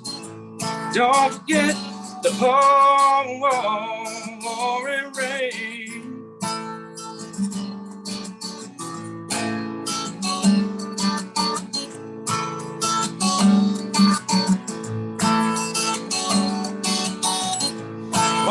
Why, Miss Sally, why are you crying? I've been around here 3 long days, looking like you're dying. Step yourself outside, look up at the stars above. You go on downtown, baby, and find me somebody to love. Meanwhile, I keep wasting time no more. Time goes by like pouring rain, running after them subway trains. Don't forget the pouring rain.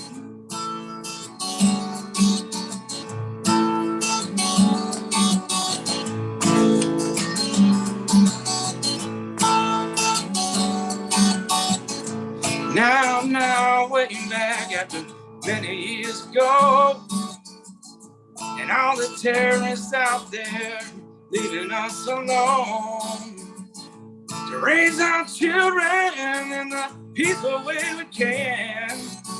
It's up to you and me, brother, to try again. Hear me now, I ain't wasting time no more.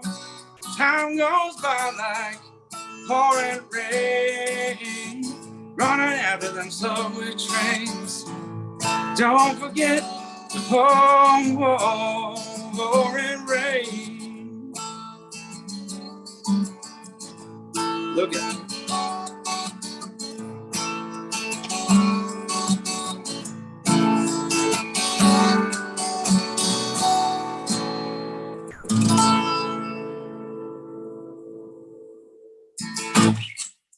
Yeah. Oh man, you got fucking loving it in chat, man. Saying they love the voice, man. You playing with your soul. Lots of good things being said about that, man. Well, thank you. That's appreciated.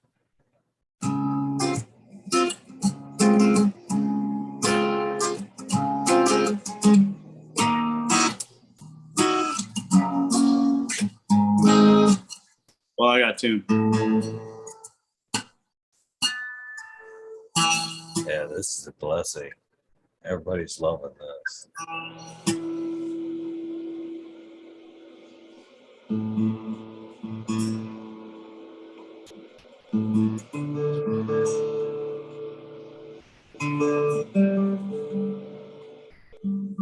You'll be able to read these comments too, brother, if you go back and watch. Okay.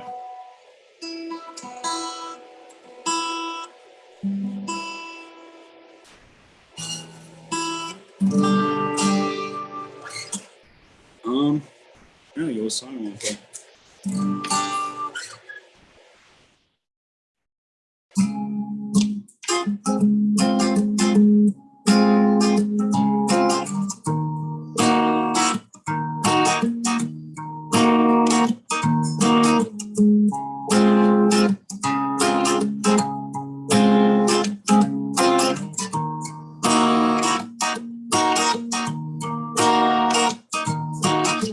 Well, sometimes I go out with my friends, look across the water,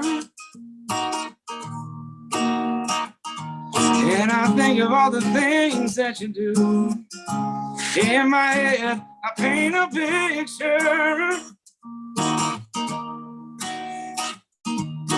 Since I come back home, my whole body's been a mess. I miss your ginger hair and the way you like to dress.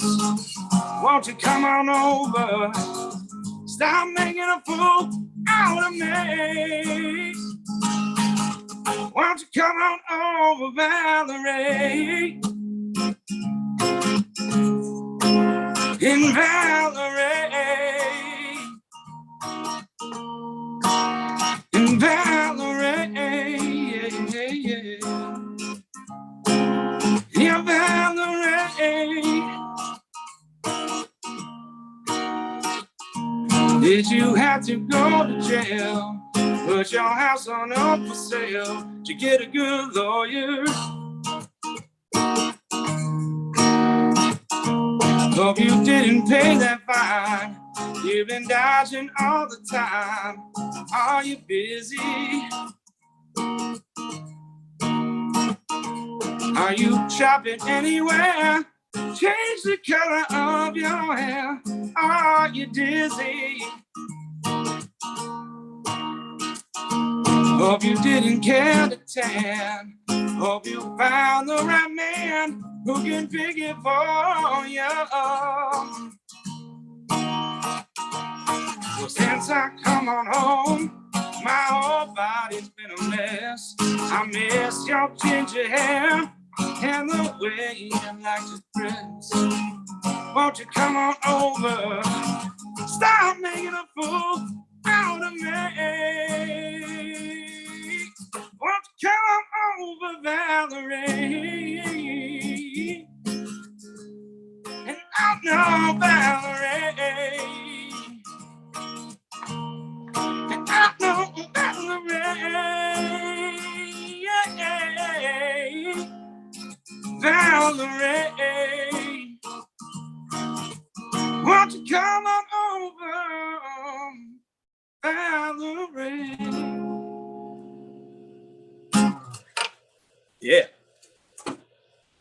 Man, I wish I could clap for all these people, man. One guy says he grabbed his harp and he's playing along with you. I've seen multiple people say, man, I'm rolling another one.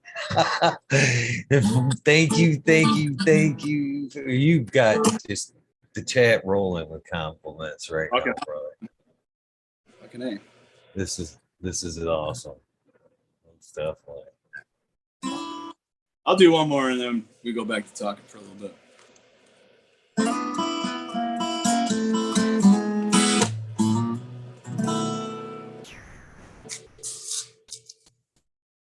I said, wake up, mama, but turn your lamp down low. I said, wake up, mama, but turn your lamp down low. I said, you got no nerve, baby. Turn and go down from your door. Woke up this morning, I had them 6 broken blues. I said, I woke up this morning, I had them 6 broken blues. I saw you looking across that counter, baby. I saw that grandpa had them too. My mama doesn't love me, my papa doesn't love me. I ain't good looking, baby, but someone sweetest child. Gone to the country, baby, do you wanna go? I said, if you can't make it, baby, your sister Lucille says she'd wanna go, and I damn sure take it.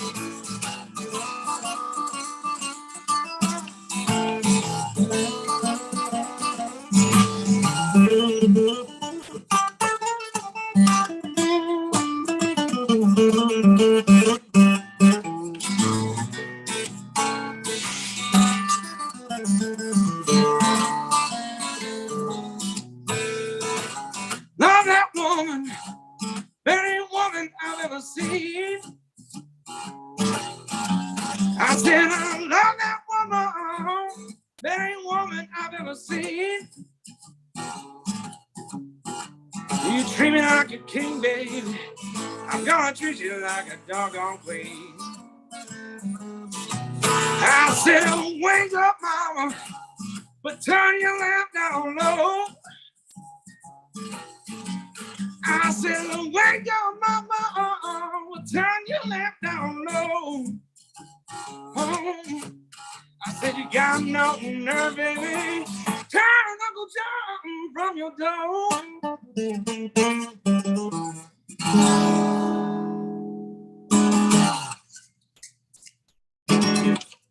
Yeah. Damn, brother. Is it all right if I clip this out and play it during the other episodes? You can do what you want, man. This is all you.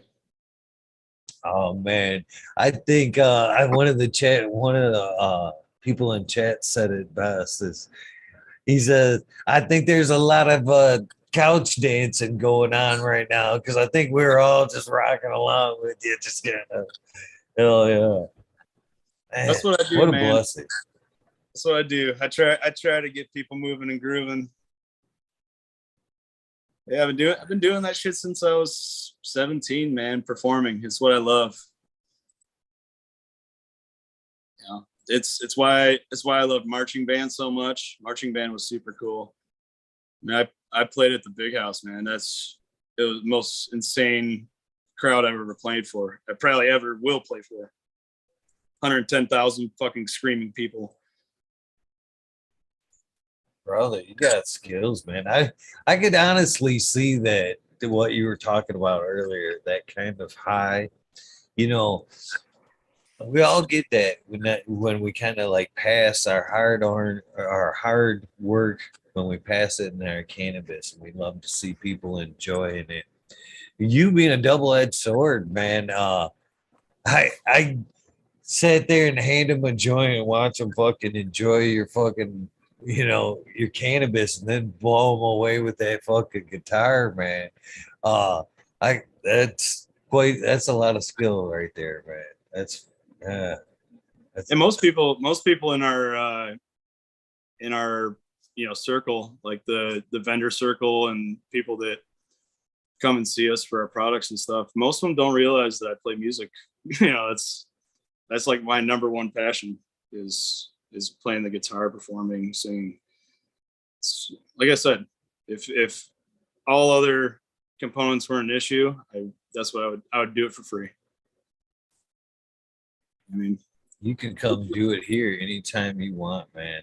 I think I may even asked you that night while we were there about coming out and doing it, man. You anytime you want to come, I will offer you any night of the month you want to come on and off just play for however long you want. You have my crowd, my channel. We would be fucking grateful for some of your music and cannabis, man, because that's that right there. I know people, myself and the people that were there, because there's a lot of people there from in chat that were at Bigfoot. That's it set me back, man. That's enjoying cannabis at its best right there. Sitting here smoking, listening to somebody play like that. That's awesome. That's time well spent right there.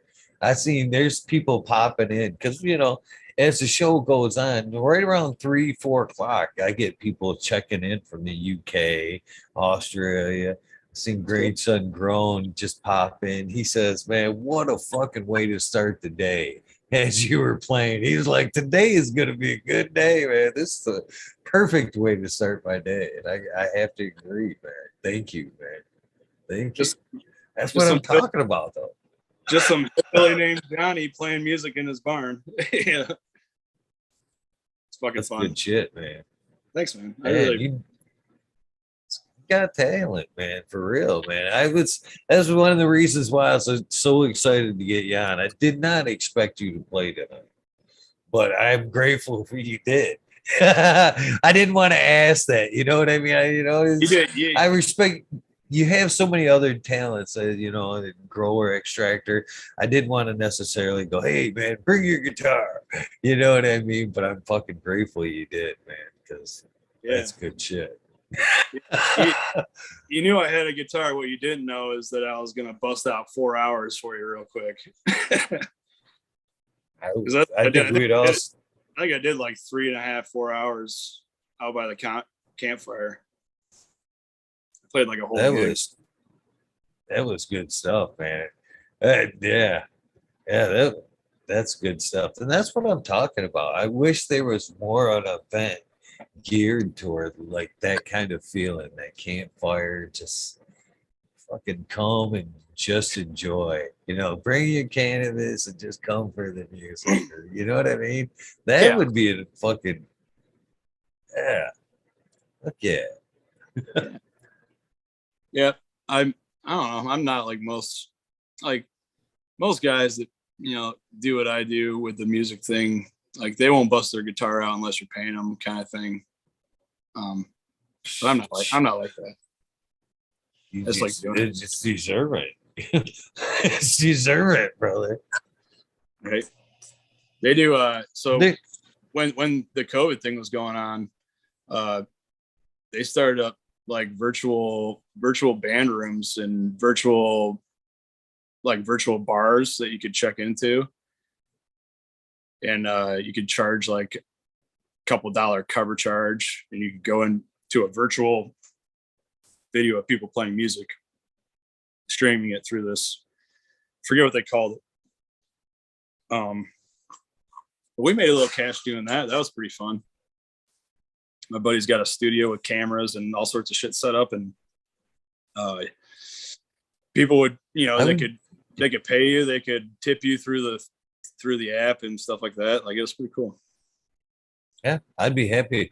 Like I said, if you ever want to come hang out and do that, I think everybody else would be totally cool with, having a link in there. That's only fair for, that kind of quality entertainment. That's, and I was thinking as you were speaking there, kind of relating back to your guys' angle in cannabis right now, staying small, the caregiver side of things, the micro business. Is that something, honestly, that would be awesome, because the last I heard with the micro business, you could still do the events. You'd have to pull permits from like town to town, event to event to be able to vendor, but you'd still be able to keep your branding and shit like that. I thought was pretty cool offering on there, right? But moreover, if you guys did it, it had like a building where like they want, you know what I mean, for the micro business. You could fucking do that once a week where you just set up and be like, hey man, come hang out. And that would, I think you'd pack the house once a week, fucking sitting there rocking out. Probably. Fuck yeah. Yeah, you should see bike nights, man. Bike nights are packed. Like 100 people, 150 sometimes. Like the whole parking lot is just lined with bikes. It's a pretty fun time. Shit, we got right now still. Again, we got 3:00 here in the morning in Michigan. There's 90 people watching right now that just watched that. Loved every second of it, man. That's cool. And by this time tomorrow, there'll be at least probably 1,000 people will have watched tonight's episode by this time tomorrow. And cool. So by then there'll be shit tons of comments about how they enjoyed this episode. I'm telling you, you planted a seed with me that night, and I have been wanting to do this type of episode ever since. And I'm grateful that you were the first one I got to do it with. So hell yeah. Okay, man, that's awesome. I really appreciate you having me on, dude. This has been fun. For sure. Well worth it, man. And again, hopefully if you guys are fucking in Michigan and you look Johnny up and follow him, man, check out this stuff live. I mean, it's nice virtually doing this like this, but man, if you could get down to Rainbow Farms or wherever he's at, man, fucking check this shit out. You get some of his cannabis extracts and be able to fucking watch him play, man, you're a lucky person out there. You get to meet my wife too. She's an awesome person as well. She's super fun. Most definitely. Yeah, there was that whole event, man. I think everybody that was at that lot that weekend was greatly impressed by the two of you. Dude, all the vendors still come up to me and they're like, "Man, you bring your guitar tonight?" All the vendors. Every time I see them, they're like, "You got your guitar on you, right?" I'm like, I don't know. But they I mean, like Kiwi and I's Kiwi's Delights. Her and I's relationship developed from that night, for sure. Like, really, we became good friends after that. Like, she got me my first gig at Let Her People Grow. She sponsored me to play at she paid me to play at Let Her People Grow. Right on. Yeah, so that was super cool. Got some tracks right there. Kiwi's the shit. Have you seen her fucking? Have you seen the new like wood tip blunts that she has? They're like this big around. I did see that. And I honestly, I want to talk to her because I honestly think that's something she took away from Bigfoot that night. Because I was and again, I'm not you know, I was passing around glass tipped blunts, but they're paper, they weren't blunts, around the campfire. Then, and I hadn't seen her note that, about the tip and stuff, because then I seen it and I was like, good for her. You know what I mean? Because there's something about that tip that does make a joint or a blunt more enjoyable, from getting all wet, stuff from being passed and stuff like that. It adds a lot to it. Sure. But awesome to see it in production. Hell yeah. Oh yeah, they're pretty. She does well with them. Yeah, they're pretty ridiculous. Yeah, good flower. She has them in all various of sizes, but yeah, I forget what she charges for them, but it's ridiculous. But there's a lot of product in that thing. Like it's got all sorts of shit inside of it, which is cool. She hangs out with another person that I give shouts out to. Is Backwoods All Good is the vendor name. Another good dude right there that rolls some cool blunts I always catch at the events. Nice. I believe this or not, but I do a thing called the shout outs, or I call it the shout outs every night. And basically it's this huge list of people. Holy fuck. Yeah. It actually, as fast as I can run through these names, it takes me, and sometimes I sound like the Micro Machine Man, but I have shouted you guys out ever since. I'm trying to find you guys' name right here. Ever since Bigfoot at Bat, I shout you guys out. No, I appreciate. That's how we both appreciate the love, dude. That's awesome. But yeah, I mean, that's what you take away with some of these events and shit. I love the sport and great people, so it was a no-brainer. I want to show it. You would think as many times I blurred these out that I would know exactly right where you are. That's all good. I believe you. You don't have to prove it to me.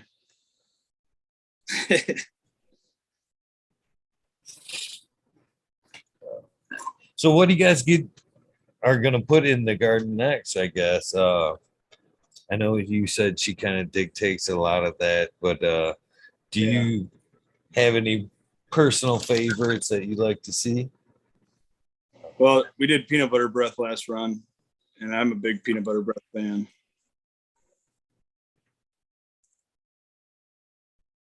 See your guys' name scribbled down there. See it? Yep. See it. And you can see how well worn this paper is. I didn't just like scribble that on there. Should have invested in laminates. Yeah, you're right. You're right. It's old school though. I like it. And it shows how much you do it, because those things are pretty wore out. Yeah. It's cool. This is actually 611 episodes. I've been doing this. And when up until the point when I met you, they were consecutive. I've actually, in the second year, taken a few days off here and there, but man, I ran consecutive days, nice. 5 hours a night for a long time, interviewing people like yourself, trying to just spotlight good people in the campus community. What was your favorite interview? That's unfair. That's unfair. This one, Johnny. It's a good question, right? Yeah. I don't think you've interviewed a lot of unique people though, huh? yeah, I have. I've been blessed with that. A lot of amazing stories. And you would be surprised, and everybody will attest to this, how magic the recipe is, I think, because basically it all starts with how many questions have I really got in on you? You know what I mean? Real 20, 30, questions. 20, 30, maybe. Yeah, Maybe 20. if that. A lot of times it just stems from when do you start? You know what I mean? Everybody's story is so unique. There's not one that's the same. You know what I mean? And Right.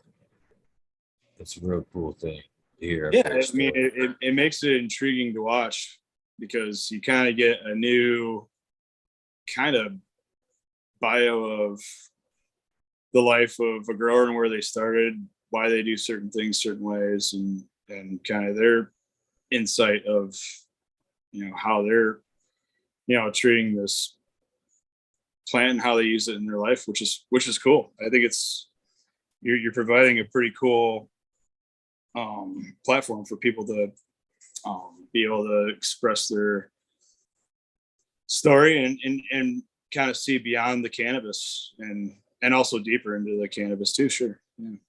It's kind of a great double-edged sword kind of a podcast where you can really dig into somebody's personal thoughts on things that you think about or just general things about where they came from and how they got into cannabis and why. And like you said, everybody's story is a little bit different. Some of them are very different, which is cool. I appreciated some of the honesty in tonight's version or tonight's journey, because I think at some points, because it is a cannabis based show, that I think um, people feel compelled to make it overtly cannabis. You know what I mean? Sure. And at a couple of points tonight, you were like, "Yeah, nah." I ain't gonna lie to you, nah, it wasn't like that. And I appreciate the honesty. I've always appreciated people that are straight shooters. So. Yeah, I mean, I'm not trying to be deceitful or anything like that. So yeah, it's I love being part of the industry, and I love the different facets of the industry and how you can kind of be multifaceted in the cannabis world. So Have you ever seen Office Space? oh yeah, of course. All-time classic, where the guy asked me, "Anybody ever asked you if you got a case of the Mondays?" And anyone said, and he goes, Hell no, man. "No, I fuck believe no." I believe you get your ass kicked saying something like that. So that you kind of, it was one of my favorite parts of this episode too. And again, I love the honesty. One of my favorite people in the world was my grandma. She was the straightest fucking shooter. She, you know what I mean? She would sugarcoat shit, and she'd tell you flat out because she loved you. You know what I mean? There wasn't an ill intent behind it. But when I asked you earlier about cannabis in music, if it enhanced, you know what Yeah. I mean? You kind of gave me that look like, no, fuck no. It's all music, man. Yeah. Get your ass kicked for asking questions like that. It really was. That's the truth, though. I mean, music's just always been a part of me since I was a little kid. I gravitated towards it for some reason, and a lot of it was my mother. My mother would put on. She put on like the. God, I'm trying to think of the group. She used to listen to Celtic music a lot. We have Irish heritage, so we listen to a lot of bagpipe music, Celtic step dance music kind of stuff. Because she was one of those moms that she'd wake up at like 6 o'clock in the morning on a Saturday and start doing laundry right away, and then immediately hit the stereo on and started vacuuming for like 2 hours because I had a huge house growing up, and I was super fortunate, to have what I had growing up. I had parents that provided more than enough for me, which was great. But it was a lot of vacuuming. It was, I forget the square. I think it's like a 2,200 square foot house. So it's 5-bedroom house. So yeah, it was a lot of vacuuming. So anyways, she'd crank up that Celtic music at 7:30 in the morning and wake everybody up in the whole house. But she'd be listening to music all day, singing, like Alanis Morissette and gosh, Dixie Chicks, a lot of that 90s, early 2000s kind of. I don't even know what kind of music it is, like the collective soul kind of vibe, that just jammy 90s rock, I guess, kind of stuff. And my dad was the guy who turned me on to like ZZ Top and Zeppelin and the staples, Stevie Ray Vaughan. I used to watch Stevie Ray Vaughan videos nonstop.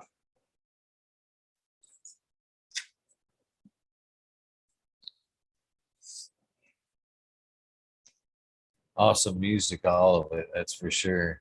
And man, again, your sincerity about your music definitely shows when you play, man. Like they said in the chat there, you could see he's playing with his soul, was one person's comment. Yeah, and I do every time. I mean, it can be. I don't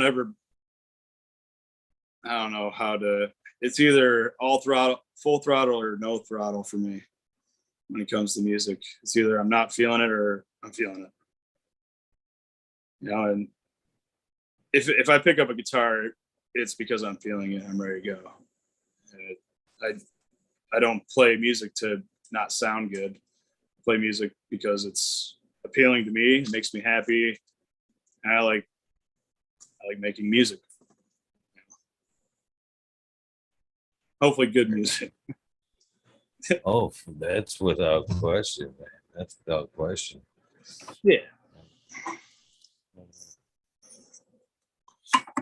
All right, man. Well, I think it's about time for me to check because right now I got to get up with the daughter in the morning and do the breakfast thing. So no arguments here, brother. This has, been, again, it's hard to say pull one, but this has been one of my favorites right here because this has been something I've wanted to do for a long time, especially since Bigfoot. Well, since Bigfoot. And I got to do it with one of the guys that put the idea in my head. So this has been a fucking great night, man. I've enjoyed this night 100%. Yeah, you gave me almost 4 hours tonight of your time. You've given me quite a bit of your time since I met you, brother. And I almost feel greedy at this point, man. You gave me a lot of quality music in the short time I've known you. So, no, it's an honor and privilege to be on your show, man. I appreciate you having me. And, it was good talking to you again, man. I haven't talked to you since Bigfoot, and it was really great catching up and, shooting the shit a little bit and talking about cannabis. And I didn't mean to